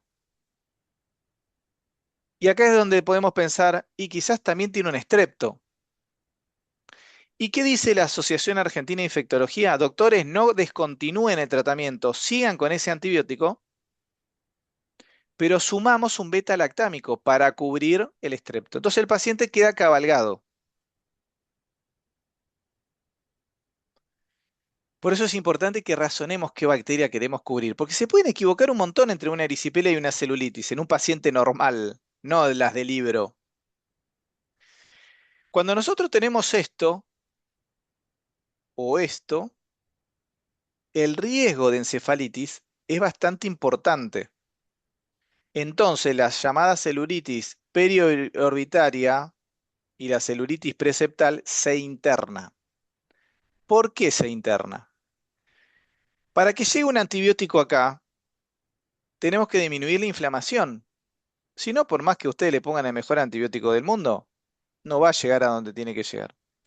Entonces acá son muy importantes los corticoides. Quizás el paciente tenga 48 horas de tratamiento endovenoso y después siga con tratamiento bioral, pero el riesgo de muerte es alto. Si ustedes me preguntan, che, Luis, si lo hemocultivamos, sí, doctores, se interna y se hemocultiva. ¿Sí? Siempre hemocultivo por dos, en dos brazos distintos, esperando 30 minutos de diferencia entre una y otra. ¿Puedo usar sangre arterial para un hemocultivo o no? ¿Qué decís, Pedrosa? ¿Puedo usar o no? Sí, ¿Sí o no? no sabría decir. Sí, ¿sabes por qué te digo? Porque por ahí les cuento que los hemocultivos legalmente lo tienen que hacer los médicos. ¿Sí? Y a veces nos toca un paciente obeso y no es tan fácil sacarle sangre a un paciente obeso. ¿Eh? Así que lo que hacemos normalmente los médicos, vamos directamente a radial. A radial de un brazo, a radial del otro, siempre 30 minutos, limpieza en sucio, limpieza en limpio, y ahí hacen el hemocultivo. ¿Sí? No es lo ideal, pero contamos con esa herramienta. Este es un paciente mío que me tocó y le saqué una foto porque siempre me daba hasta por ahí vergüenza mostrarle la foto de los libros, porque el paciente viene así realmente. ¿Cómo se llama esto? Esto blanquito. Hiperkeratosis. Hiperkeratosis. ¿Cómo se llama esto oscurito? Dermatitis ocre. ¿Y vinculado a qué? Úlceras venosas. Una vasculopatía periférica. Exacto, ¿sí? O más criollamente hablando, algún trastorno circulatorio. ¿Sí? Este paciente, yo podría pensar, a ver si todos me siguen. No tengo un límite definido, tengo múltiples lesiones, podría tener puerta de entrada y tengo una colección purulenta. En primera instancia, ¿sí? En primera instancia, porque no podemos equivocar. Jessica, ¿qué cubrirías? ¿Un estáfilo o un estrepto? Un estrepto. Un estrepto, ¿por qué? Razona, necesito que razones, porque te equivocaste. ¿Por qué dijiste estrepto? No sé, puedo estar equivocada, pero por la colección purulenta. Pero ¿por dónde entró el estrepto? Si el estrepto no es de piel prácticamente, ¿qué tenemos en la piel más que nada? ¿Estrepto o estáfilo? Táfilo. Estáfilo. Estáfilo. ¿Tenemos puerta de entrada en todas estas piernas? ¿Podríamos tener puerta de entrada? Sí, Sí, por todos lados. sí. Por eso necesito que razonemos, ¿sí? La medicina hay un montón de cosas que pueden razonar. Entonces, si la aprenden bien, no se la olvidan más. Si yo tengo una pierna, en este caso, que tendría múltiples lesiones, como les decía, puede tener onicomicosis, puede tener pie de atleta, intertrigo, o sea, algo que el estáfilo pudo haber ingresado, me hizo la colección. Entonces, en primera instancia, mi tratamiento va a ser cubrir un estáfilo, el estáfilo meticilino resistente asociado a la comunidad. ¿Sí? Con toda la sinceridad del mundo, ¿alguien tiene duda de esto? Profe, yo quería preguntar una cosa. Bueno, yo voy a cubrir inicialmente estáfilo, En este caso sí. un TMS, por ejemplo. Sí. Y después, si no mejora, ahí me quedé un poco en duda. Si no mejora, agrego, ¿qué agregaría? Yo continúo con este antibiótico, digamos, 10 días. ¿Y qué otro agregaría? Bien, no Ahí- esperamos ahí- 10 días, no esperamos 10 días, hacemos esto que poníamos acá, ¿viste? Lo podés marcar o le sacás una foto. Y con el celu es muy común que le digamos al paciente, sacate una foto y me venís a ver en 48, 72 horas para poder comparar. Si vos a las 48, 72 horas la infección progresó, no te digo que suspendas el tratamiento, dejale para cubrirle el estáfilo y sumamos para cubrir estrepto. Y en este caso, que lo tienen todo esto escrito y demás, vamos a sumar amoxicilina de 1 gramo cada 12 horas. Entonces el paciente va a tomar trimetroprima sulfametoxazol 800/160 miligramos, un comprimido cada 12 horas, Y amoxicilina de 1000 miligramos, un comprimido cada 12 horas, Sem clavulánico. sin clavulánico. ¿Bien? Pero lo hacemos escalonado, por favor, ¿eh? Nada de poner las Y dos lo cosas volvemos a juntas. citar en 48 horas, después de darle la Exactamente. amoxicilina. Y si en Eh, 48 horas no mejora, Normalmente no pasa eso, Celeste. Generalmente anda bien, porque ahí cubriste estáfilo y cubriste estrepto. Una ¿Sí? consulta, doutor. Perdão, en este caso, si no mejora a las 48 horas, yo lo agrego amoxicilina 1 gramo a cada 8 horas y Cada sigo, 12. a cada 12, perdón. Y sigo, digamos, que los dos terminen el 10º día, digamos. Exactamente. Doc, Exactamente. consulta. Yo tengo una duda. ¿No sería recomendable internar un paciente en esas condiciones o no es tan grave? Porque En, yo en- no lo en veo la- lindo. Es muy frecuente, lamentablemente, Celeste, que vos veas esto. ¿Sí? Es Ok, muy frecuente. entonces no es para internar. A ver, esta es una foto, ¿no? Tendríamos que decir, ¿el Ujú, paciente tiene fiebre? ¿El paciente tiene ujú, tolerancia? ¿Está con vómitos? Recordemos, por ejemplo, sí, porque es algo importante que dice Celeste. Yo en un centro de atención primaria rápidamente tengo que pensar en la posibilidad de una sepsis y no tengo laboratorios complementarios. Entonces hacemos el QSOFA, ¿sí? ¿Te acordás cómo era el QSOFA sí. para ver si tenía sepsis o no? La presión arterial, Sí, tenía que tener hipotensión arterial por debajo de 90-60. eh, ¿Qué más? La eh, presión sistólica. Frecuencia respiratoria. Frecuencia respiratoria y sensorio. respiratorio y el sensorio.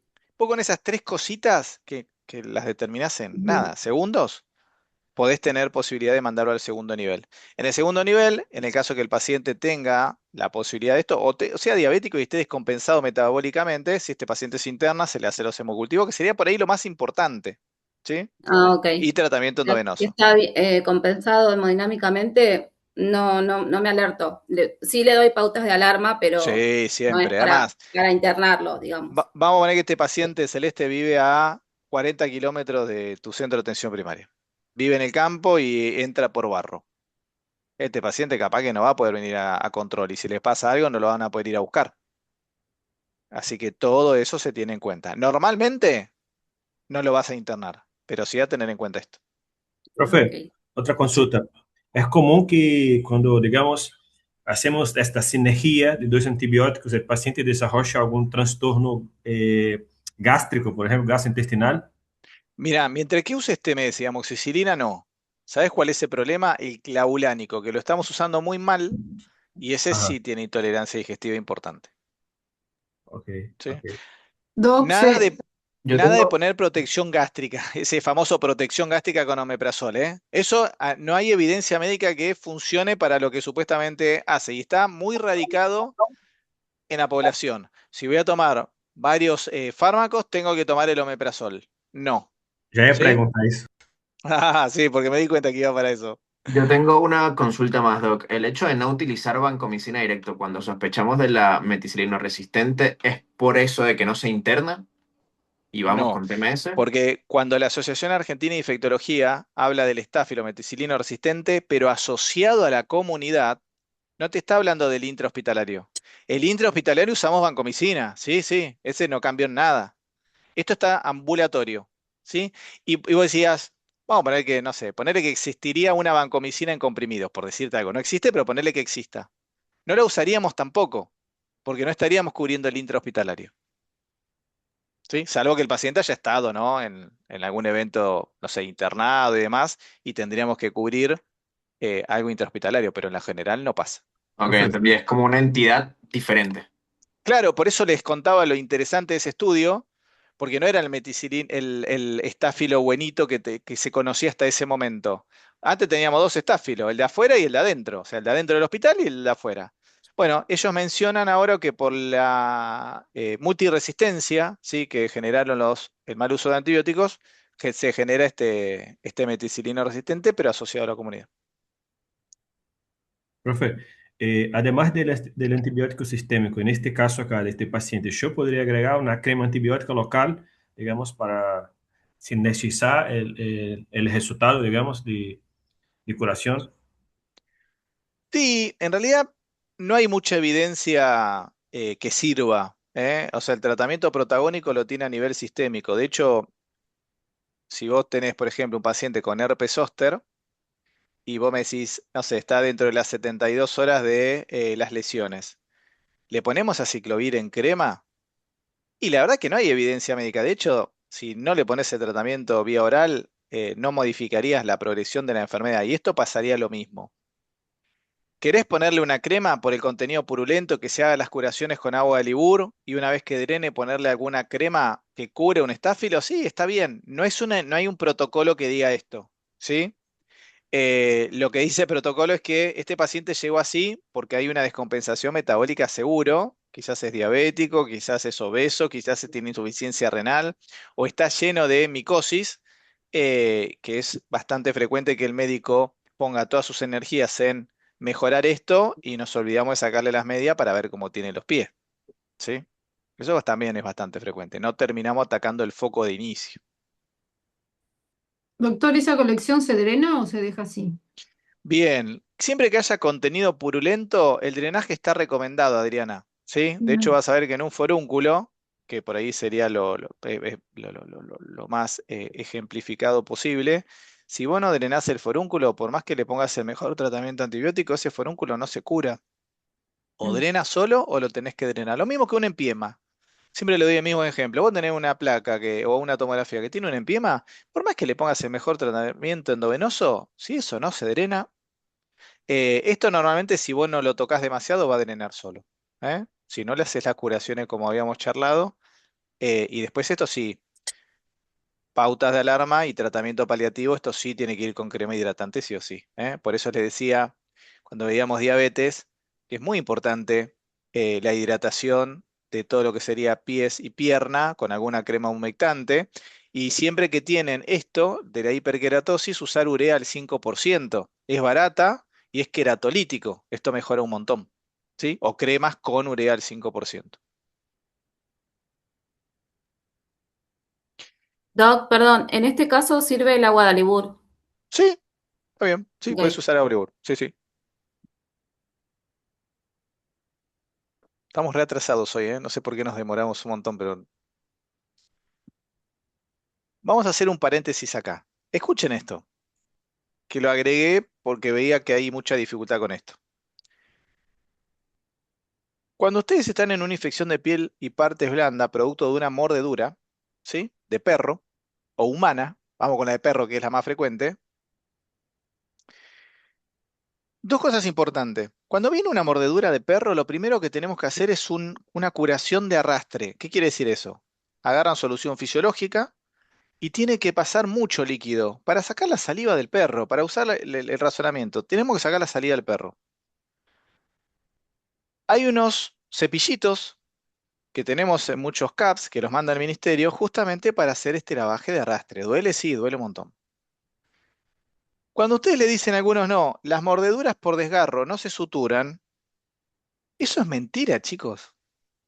Y le doy un ejemplo que pasó en mi hospital. Un pitbull muerde a un paciente en el muslo.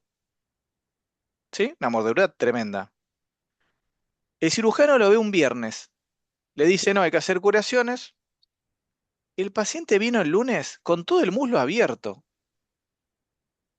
Las lesiones grandes por desgarro se aproximan también. Si no, no vas, o sea, imagínense que la famosa sierra por segunda, le queda un pozo tremendo al paciente. ¿Se entiende? Hacemos el lavaje por arrastre. Si quieren pueden usar agua oxigenada, iodopovidona, pero todo en la primera curación. Y se cubre con amoxiclavulánico, ¿sí? Importante, en la mordedura de humano de perro cubrimos con amoxicilina con ácido clavulánico. ¿Qué pasa con el tema de las vacunas? Y acá voy a exponer a alguien, a cualquiera, pero van a ver que normalmente pasa esto. Juliana, ¿cómo estás? Juliana, si tendrías que dar alguna vacuna en un paciente que vino y le mordió un perro, ¿qué vacuna le darías? La antirrábica. Ay, muy bien, estuviste bien. ¿Qué vacuna dan normalmente?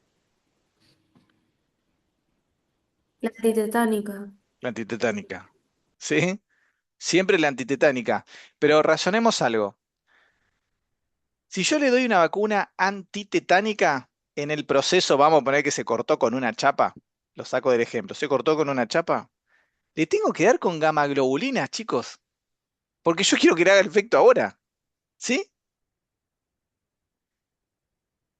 ¿La tenemos a la gamaglobulina en el sistema público? No. ¿Es cara? Sí. Y son dos ampollas. Una va en un cachete de la cola, en el otro va en el otro cachete. ¿Sí? Una es la vacuna antitetánica, como ustedes conocen, y la otra es la gamaglobulina. En el caso de la vacuna antirrábica, hay dos esquemas, 5 dosis y 3 dosis, y van a ver que lo que se trata es recuperar al perro, ¿eh? Y lo ideal sería tomarle una muestra de saliva a ese perro, para ver si tiene rabia. ¿Hay casos de rabia en Argentina? ¿Sí o no? Sí. Sí, pocos pero hay, ¿eh? Pocos pero hay. Así que por favor, en el caso de que den una vacuna antitetánica, tengamos en cuenta lo del tema de la gamaglobulina y el tema de la vacuna sería la antirrábica ante la presencia de una mordedura. En este caso, También Entonces, para la Entonces mordedura sería sería la vacuna antitetánica, la antirrábica y el tratamiento y el antibiótico era antibiótico, con amoxicilina. amoxiclavulánico a dosis amoxiclavuline. plena, ¿sí? 875/125, el Barra famoso 1 125. gramo cada 12 horas. Y el lavado. Vacuna antirrábica sí o sí, indiscutible. Y la antitetánica se podría llegar a ver cómo se mordió y etcétera, etcétera, una vez que se mordió se ensució, si se cayó al piso, etcétera, etcétera. Una Pero si pregunta, usted, si el paciente tiene la antitetánica al día, ¿se la damos igual? Sí, eso me preguntan. bueno, Tiene que ser depende. con Vamos gamma a poner que se, globulina. eso te iba a decir, vamos a poner que se cortó con una chapa oxidada o con un Sí, clavo, se clavó un plamo, la ideal es darle un refuerzo, Pedro, siempre, ¿eh? está bien, está Si bien. ustedes van a indicar en APS la vacuna antitetánica, porque venís vos al consultorio y te pregunto, Pedro, ¿te vacunaste en los últimos 10 años? No, doctor. Y yo quiero arrancar con el esquema completo, es 0, 1 mes, 1 año, y eso tiene una cobertura de 10 años. ¿Sí? 0, 1 mes y 1 año, y tenemos 10 años de cobertura. ¿Bien? ¿Dudas Perdón, con esto? Sí. en este caso sería la vacuna antitetánica, antirrábica, el antibiótico sería la amoxicilina con ácido clavulánico y también la gamma-globulina. En el caso que vos sospeches que podría corresponder a una infección, sí. Si no, la antirrábica sola. Ah, ok. Y en ¿Sí? el caso, doctor, disculpe, que el perro tenga la antirrábica, o sea, tenga el calendario de vacunación completo, ¿también se aplica? No. Lo que pasa es que es casi imposible eso, Fernando. Normalmente son perros callejeros y lo que dice el protocolo es que hay Ah, que bien, agarrar el perro y llevarlo al antirrábico.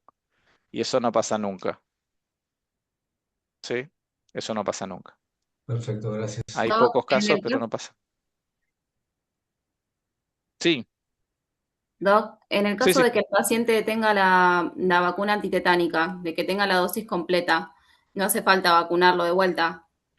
Depende. Si vos sospechás una alta probabilidad, se da un refuerzo porque le das la gamma globulina en ese momento, Celeste. Ah, ok, por más de Por que tenga ejemplo, las si 3 dosis completas ponele que y se haya clavó un clavo vacunado. oxidado, ¿sí? En una construcción. ¿Sí?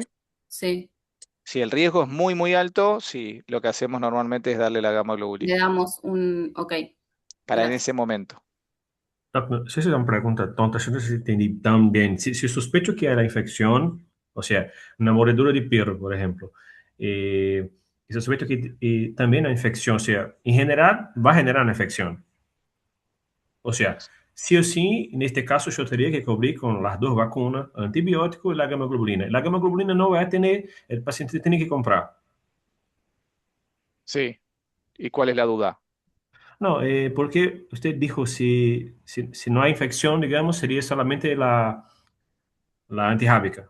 No, no, digo, porque recordemos para qué es la antitetánica, no es tétano. El perro No, no tiene claro, tétano claro, en claro, claro. ¿eh? Pero vamos a ponerle que te mordió un perro. ¿Qué pasa cuando te muerde un perro normalmente? Vos te caíste al piso, te arrastró, te ensuciaste, o sea, se Ajá. te metió tierra. Entonces, si vos sospechás que es eso, la cubrís. Si ahora, no sé, ibas caminando, no sé, ibas en una moto, vino el perro, te mordió la pantorrilla, la zona gemelar, y vos seguiste con la moto y está todo limpito, bueno, no cubriríamos en primera instancia. El riesgo de tétano es muy bajo, por no decir nulo. Ajá. En este caso sería solamente la antirrábica. Antirrábica, Solo. totalmente. Y el antibiótico va siempre, ¿eh? Antibiótico siempre. Y la El- gamma en este caso también, ¿no? no, en el caso que estamos describiendo, no, porque vamos a ver que el riesgo de tétano es nulo, ¿sí? Ah, ok, Así sí, que, sí, sí. Ah, ¿sí? ahora entendí. Sí, sí, sí. Gracias, doctor.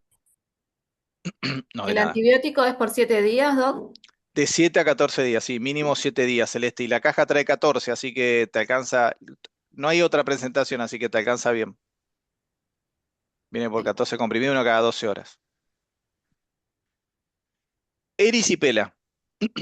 Muchos factores de riesgo, casi siempre, ¿sí? Que brilla, es verdad. Ustedes cuando, no sé, le sacan una foto o por ahí si tienen el trípode con la luz, que es muy frecuente que lo tengamos en el consultorio, lo enfocan y es verdad que brilla, ¿sí?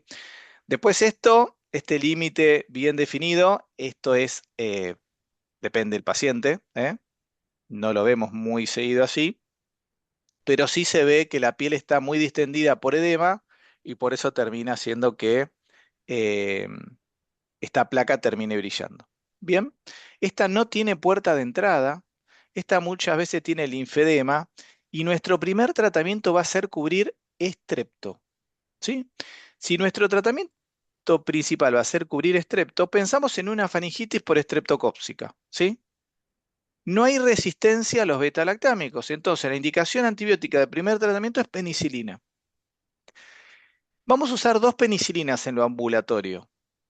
La penicilina benzatínica, que es la que usamos para sífilis, y la penicilina o fenoximetilpenicilina o penicilina B, que es la que viene en comprimidos o jarabe, que es la indicación de primera línea para una faringitis. ¿Bien? Ahora ustedes me pueden decir, no, Luis, yo siempre vi que las erisipelas la tratan con inyecciones. Sí, pero ¿qué dice el ministerio? Siempre que aplicamos una inyección, tenemos un riesgo de absceso.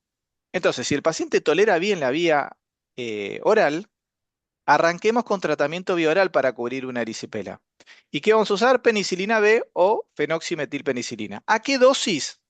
Van a ver que algunas guías hablan de 500.000, 100.000, 150.000 unidades kilo día. El tema es que no nos podemos pasar de 3 millones día. Es muy frecuente, por ejemplo, que utilicemos 500.000 unidades cada 8 horas y ahí tenemos 1,5 millones. No nos podemos pasar de los 3 millones día. ¿Cuántos días de tratamiento hacemos si el paciente lo tolera bien? Entre 10 y 14 días. Cuando el paciente mejora mucho su infección de piel y partes blandas, nosotros tenemos que hacer mucho hincapié en por qué el paciente llegó a tener una erisipela. ¿Es diabético? Acomodemos bien el tratamiento para diabetes. ¿Tiene edemas y es hipertenso? Mejoremos el edema con diuréticos, ¿sí? ¿Tiene linfedema? Usamos masajes y podemos usar medias compresivas. Digo para que el paciente no vuelva a tener la erisipela. Y van a ver que es muy frecuente que tengamos erisipelas a repetición y que utilicemos la vía intramuscular como tratamiento, post-tratamiento, una ampolla cada 3 semanas, ¿sí? Durante 3, 6 meses, pero no como tratamiento en lo agudo, ¿sí? Y acá pueden usar dos penicilinas benzatínicas de 1.200.000 y 2.400.000. La que usábamos para la sífilis es 2.400.000. Si el paciente tiene obesidad, utilicen directamente la de 2.400.000. Intramuscular con solvente indoloro, una cada 3 semanas, y ustedes evaluarán cuánto tiempo en la cronicidad. Normalmente son meses. Acá tienen las dosis. Estas son las medidas higiénico-dietéticas que querían que después lean, ¿sí? Y acá tienen la dosis de penicilina benzatínica, intramuscular. Si el paciente es alérgico a los beta-lactámicos, pasamos a macrólidos, ¿sí? Pueden utilizar eritromicina si quieren. Pueden utilizar acitromicina si quieren, ¿sí? Las dos están en el sistema público. El que no quiero que utilicen para esto es claritromicina, que tiene buena cobertura en la parte respiratoria y baja en piel. ¿Dudas hasta acá? ¿Y la citromicina, cómo tendríamos que usarla en este caso? Cuando Dosis, ella ple- dosis plena, 500 miligramos día. ¿Por cuántos días? Bien, la mayoría de las infecciones de piel con acitromicina son 6 días, no 5 como usamos en vía respiratoria. ¿Bien? Ok. Doctor, la parte del tratamiento agudo, dijiste que estaba la Moxi y la penicilina B, pero la No, la Moxi no benzatil... dije nada, ¿eh? Dije Ah, sí, perdón, está en la filmina. fenoxi, penicilina, que es penicilina B. Sí, pero la benzatínica se podía usar también o... Exacto. No lo usamos normalmente en lo agudo. En lo agudo recomendamos el tratamiento oral, si no tolera la vía digestiva, pues la penicilina, algunos pacientes la toleran mal, pasamos a la intramuscular. Y ahí el tratamiento sería de cuánto, una dosis sola, Una cuánto... dosis cada 3 semanas aproximadamente y el tiempo lo vas a disponer vos hasta que el paciente consideres que se curó. Hay Ah, va a ser pacientes... igual el manejo de la recurrente. Exactamente. Ah, está bien, No lo usamos como la sífilis una por semana, eso es lo que voy, está eso no se bien, equivoquen, ¿eh? está bien. Y le ponemos mucho hincapié a las medidas higiénico-dietéticas, ¿sí? Para que no vuelva a tener la erisipela. Tasa de resolución altísima, ¿eh? Quédense tranquilos que no es algo complicado.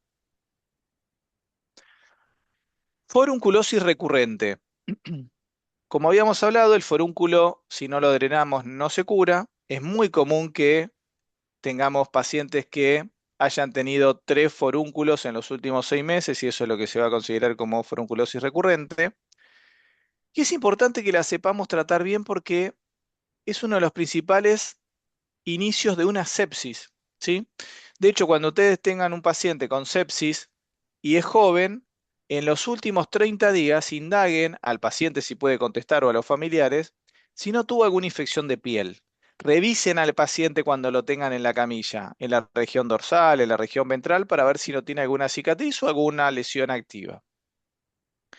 Cuando nos veamos, les voy a enseñar cómo drenar un forúnculo, porque van a ver que muchas veces lo van a tener que hacer ustedes, porque a veces no hay cirugía en todos los hospitales, a veces hay cirugía de pasiva, y la verdad que es algo muy sencillo.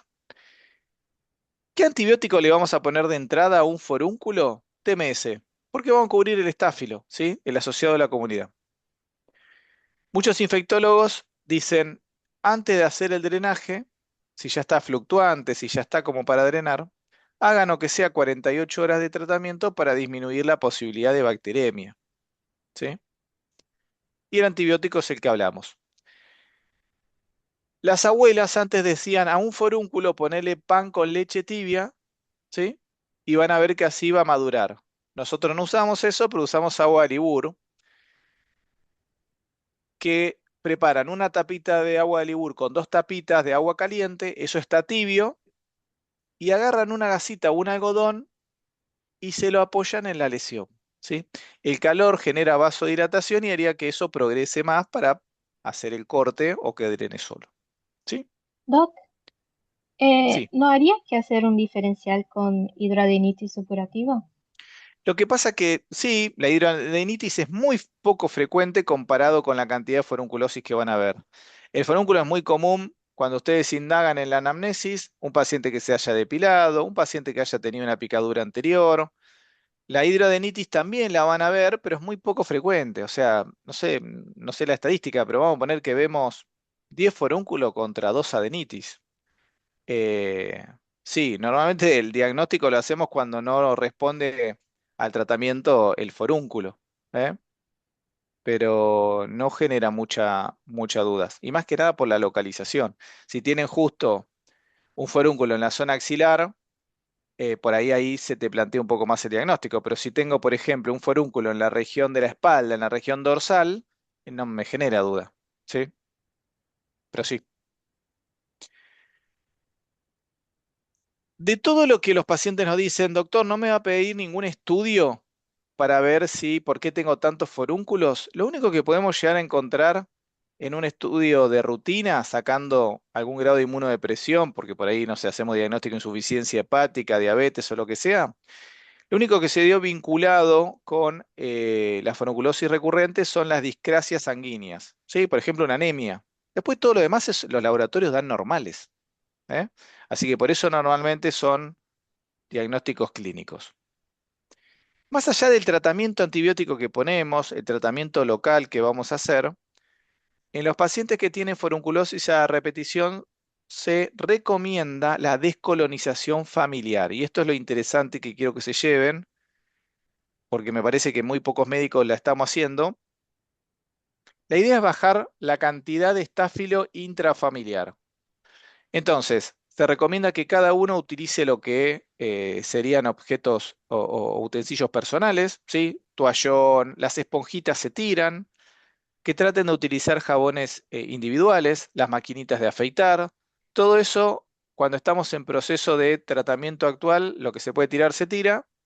Y lo demás, vamos a utilizar clorexidina en jabón. Le vamos a decir a todos los integrantes de la familia, inclusive el que tiene el forúnculo, que utilicen clorexidina en jabón y que lo utilicen como un jabón común, ¿sí? Como el que tiene en la ducha.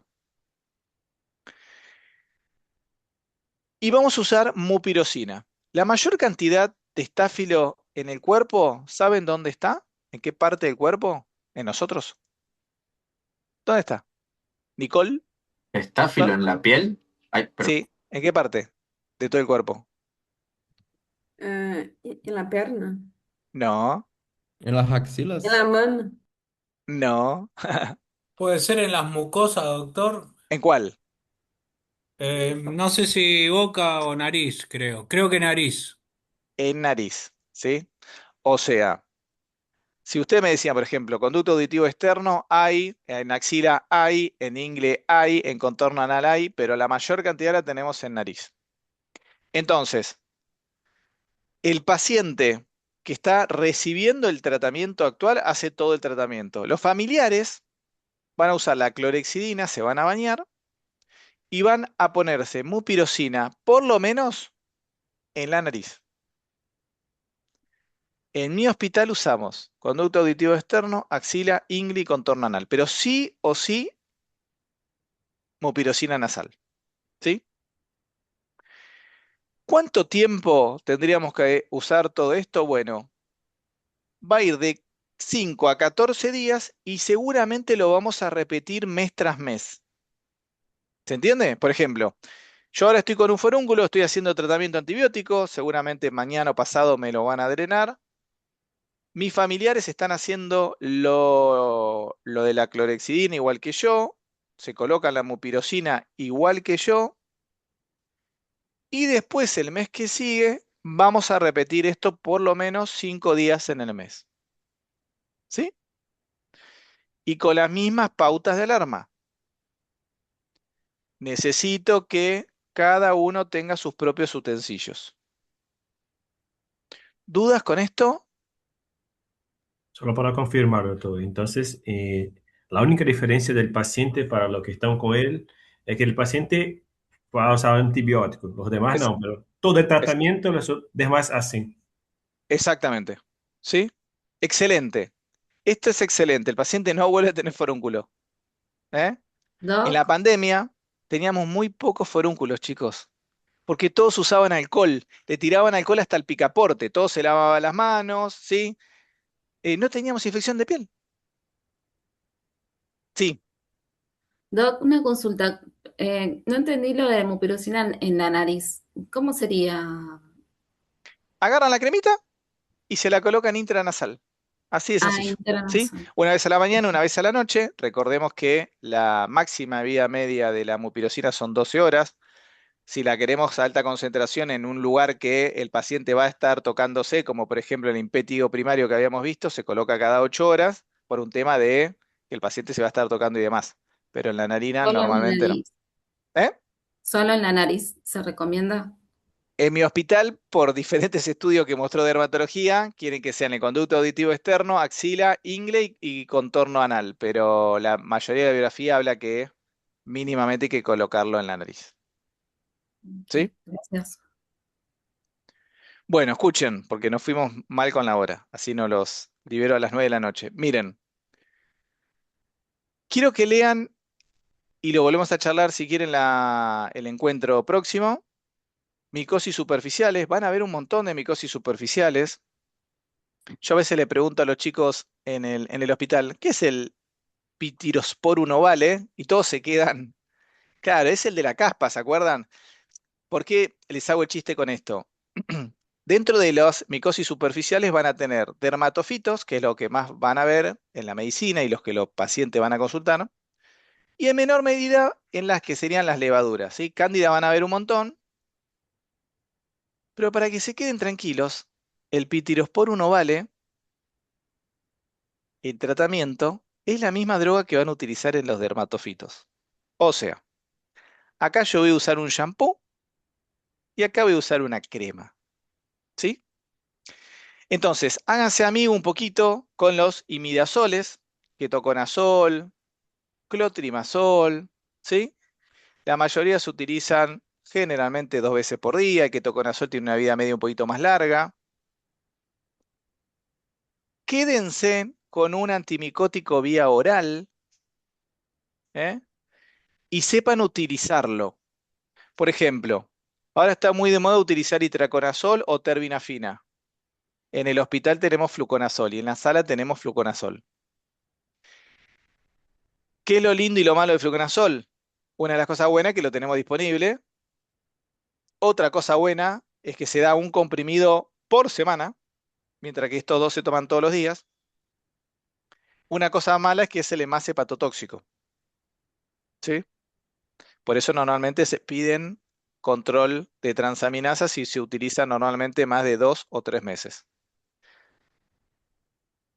Vean algunas fotos que les dejé: tiña de cuero cabelludo, tiña capitis, tiña corporis, tiña inguinal, tratamiento de onicomicosis. Vamos a ver escabiosis porque la semana que viene yo les voy a hacer un repaso, pero con fotos reales de pacientes míos. ¿Sí? ¿Vamos bien? Así no los libero tan tarde. Bien. Todo lo que tienen ahí, la semana que viene les marco bien lo que hay en el sistema público y van a ver que, por ejemplo, dentro de los imidazoles, o sea, de las cremas antimicóticas, todas son buenas, ninguna mostró mayor efectividad que otra, y el que más usamos es clotrimazol, por ejemplo, ¿sí? Para el pie de atleta, para el intertigo. Siempre al paciente que ustedes vean alguna micosis, revísenlo al paciente, porque lo que más tarda en erradicar son las onicomicosis, ¿sí? Hay mucha propaganda en la televisión que si tenés un hongo en la uña, ponete esto, ponete el otro, y se desconoce que la uña tiene una capa de queratina muy importante y que las cremas no penetran. Entonces, por más que tengan la mejor crema, al paciente no lo va a curar, sí le va a tener una mejoría. Entonces, si tienen una onicomicosis, tanto en mano como en pies, el tratamiento es vía oral sí o sí. Y si vamos a poner un tratamiento como complementario local, tiene que ser el LACA, como una especie de pinta uña. Ese es el tioconazol. No está en el sistema público, es bastante caro, y lo que se recomienda es que se lime la uña para que la laca penetre, a dejarla más porosa. Pero el tratamiento protagonista es el tratamiento vía oral. ¿Sí? Doctor, ¿qué es mejor, vía oral o la laca? No, el tratamiento protagonista, Pedro, es vía oral. O sea, Ah, no, vía no, oral no. de uno. Está Sí bien, o está bien. sí. Siempre De que esté en hecho, la uña. ¿cómo? Perdón. Siempre que esté en la uña es vía oral. Vía oral, tal cual. En manos o pies es vía oral. De hecho, le aclaran al paciente. Necesitamos que tu vida cambie, porque si el paciente es diabético y no lo logra controlar la diabetes, va a tener continuamente resididas. En Doc, la mano, cuando sí, habla, perdón, cuando habla del hepatograma, de las enzimas, sí. ¿se hace uno inicial o no? ¿Se puede iniciar con... No, está bien o lo que sea, decís, Damián. Sí, deberíamos hacer siempre uno inicial para tener uno basal. Sí, sí, totalmente. GOT y para cualquier GPT. paciente, porque yo lo pensaba en esto que dijo recién del diabético, por ejemplo. Sí, sí, totalmente. Sí, sí. Se recomienda tener un hepatograma basal, que lo pueden tener de guardia, de hecho, no es ni siquiera mandar a hacer un laboratorio de planta. Lo único que vamos a ver es GOT y GPT, no vamos a pedir coagulograma. Así que en un ratito lo pueden tener. Si es en la mano son 3 meses, si es en los pies son 6 meses. O sea, le aclaran al paciente, mirá que es un tratamiento largo. Van a ver Doc, que normal, sí, ¿cuál sería el tratamiento para la onicomicosis? itraconazol, terbinafina o fluconazol, ¿sí? ¿Y La las dosis? bien, el que usamos normalmente en el hospital, que por ahí es el que van a tener disponible en los CAPS, y esto es importante porque son tratamientos caros, es fluconazol, que se utiliza igual que usás, ¿viste cuando tenés una paciente con flujo, que querés cubrir cándida? Que usás 150 miligramos única dosis. En el tratamiento de la onicomicosis usás 150 una vez por semana, Ah, ok. En ¿sí? ese caso sí haríamos controles De patograma, de tal patograma. cual. ¿Cada cuánto sería el control de Bien, patograma? vamos a poner que tenés uno de los pies, como decía Damián, le Ujú. pedimos un hepatograma basal y lo que se recomienda es que cada 2 o 3 meses le pidas un hepatograma. Ok, ¿Eh? siempre y cuando el paciente no tenga síntomas, porque si tiene dolor o vómitos, ahí ya podríamos pensar en suspenderlo y hacer... Normalmente, te cuento, Celeste, que un paciente con una hepatitis no va a tener dolor, Ah, generalmente. ¿Eh? Sí puede tener vómitos y ok. demás, pero no va a tener dolor. Eh, ¿Qué te iba a decir? Ay, me olvidé. Bueno, sí, le pedís un hepatograma, te fijas GOT y GPT, y si están en aumento, se lo suspendés. A la fecha, nunca tuvimos un paciente que le dio enzimas por usar fluconazol, ¿sí? Ah, ok. Pero bueno, está descripto, así que está bien como dice Damián. Ujú. Arrancamos con uno basal. El fluconazol también es muy económico, en el caso que lo tenga que comprar, de los tres que les nombré, es el más barato. En el caso de que sea un pediátrico, se usa greseofulvina, ¿sí? Que lo calculamos a 30 por peso, a 30 por kilo, y eso normalmente no lo manejamos nosotros, normalmente lo maneja la dermatóloga pediátrica, porque siempre se tiene un poquito más de cuidado con el hígado y la famosis hepatitis A que tenemos todo cuando somos chiquitos, y ponemos un poquito más la lupa en el seguimiento, pero después en los adultos sí quiero que lo manejen ustedes porque es habitual. Doc, Bien, perdón. En los pies son 6 meses y las manos 3. sí, eso así a grandes rasgos, ¿no? Después a veces nos prolongamos un poquito más, pero sí. Bien. ¿Dudas? ¿Le va Doc, gustando APS más o menos? sí. Sí, está Sí, bueno. Sí, es lindo. es lindo. Joya. Doc, Sí, quedaría una Adriana. clase más y después repaso, ¿no? No, no, no, la clase de repaso no está incluida en el programa, ¿eh? Ah, no, por eso quedaría una clase más, entonces, y después ya está, con ¿Cuándo es usted. el examen? ¿No es el 19? Sí, Ah, 2 clases más. 5 y 12. pero la de impétigo, actinia, erisipela es la de hoy, 5 del 5. Sí. Ah, perdón. Wow. Impresionante. Sí. Por eso, Bu- una sola nos queda. Bueno, voy a ver si en medicina familiar puedo. Lo que pasa que, bueno, va a pasar lo mismo también en medicina familiar. Sí, nos afectaron feriados. Vamos a tratar de quedarnos un poquito. Entonces, hagamos una cosa. Nos queda infecciones frecuentes en la atención primaria 2, que ahí vamos a ver infección urinaria, vamos a ver enfermedad de transmisión sexual, actualizaciones, y nos queda respiratorio, que vamos a tratar de meterlo ahí. Les voy a habilitar todas las clases, ¿sí? Son clases muy amenos, chicos. Realmente, si les gustó más o menos medicina a lo largo de la carrera, les van a gustar. Y esas clases lo que busca es ajustar un poquito en el diagnóstico y tratamiento. Un decir, infección urinaria, como les decía, hasta hace poco primera elección era TMS, hoy ya no es de primera elección. Tocamos el tema de las embarazadas, tocamos el tema de cómo tratamos actualmente una sífilis, primaria, secundaria o terciaria, eh, cómo la controlamos, importante. O sea, todo lo que ustedes harían en el consultorio y cómo tienen que seguir. A mí hace poquito una compañera me dice, ¿tenés idea si tenés algún protocolo de cómo seguir una sífilis? Eso es lo que necesito que no les pase. Ustedes ponen el tratamiento, ¿en cuánto le pedimos una BDRL? ¿Cómo me quedo tranquilo si pienso que el tratamiento hizo bien? ¿Hasta cuánto le pido una BDRL positiva? ¿Sí? Una uretritis. Necesito que la sepan tratar bien. Son dos drogas, pedimos serología de transmisión sexual. Necesito que la estudien como médicos. O sea, tipo, si me pasa esto en la consulta, ¿ya estoy preparado? Porque ustedes están preparados. Lo único que tienen que hacer ahora es cerrar un poco la idea de la carrera, ¿sí? Y eso viene a marcar un poco APS y medicina familiar. Necesito que se reciban con un nivel súper alto. ¿Eh?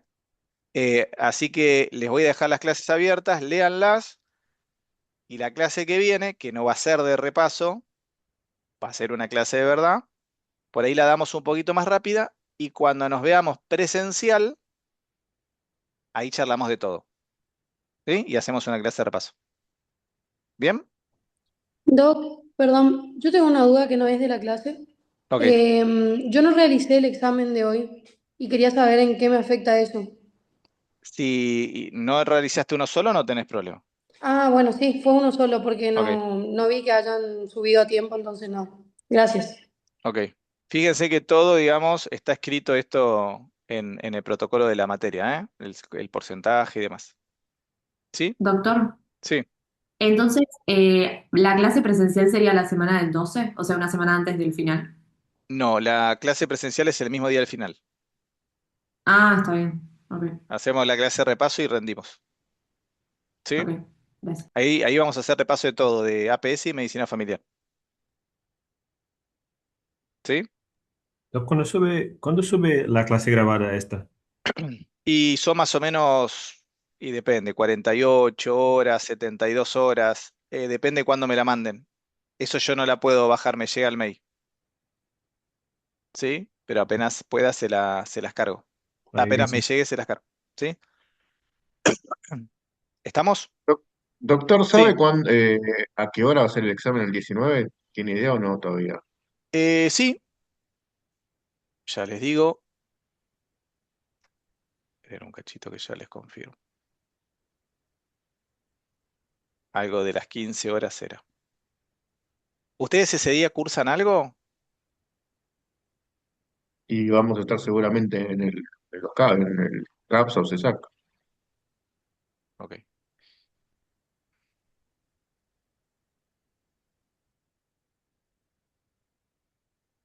$16, chicos. ¿Sí? Igual les va a llegar todo por secretaría. ¿Eh? Yo, igual si puedo estar antes, nos ponemos todos de acuerdo y nos juntamos antes si quieren. ¿Eh? Así tampoco se van tan tarde. ¿Sí? Si podemos sentarnos a las 15 horas, si tenemos aula y todo, nos juntamos. ¿Bien? Bueno, ya les habilito todo, así lo van leyendo, y si tienen alguna duda, me escriben en el foro y vamos charlando todos en equipo. ¿Bien? Gracias, Doc. Gracias. Bueno, a los que trabajan, feliz Día Gracias. del Trabajador el viernes. ¿Eh? Igual nos vemos Oh, en medicina familiar ahora el jueves. ¿Sí? Gracias, Gracias, Doc. igualmente. Listo, Muchas buenas noches, gracias. chicos. Hasta luego. Buenas Gracias, noches. Doc. Hasta luego. Muchas gracias.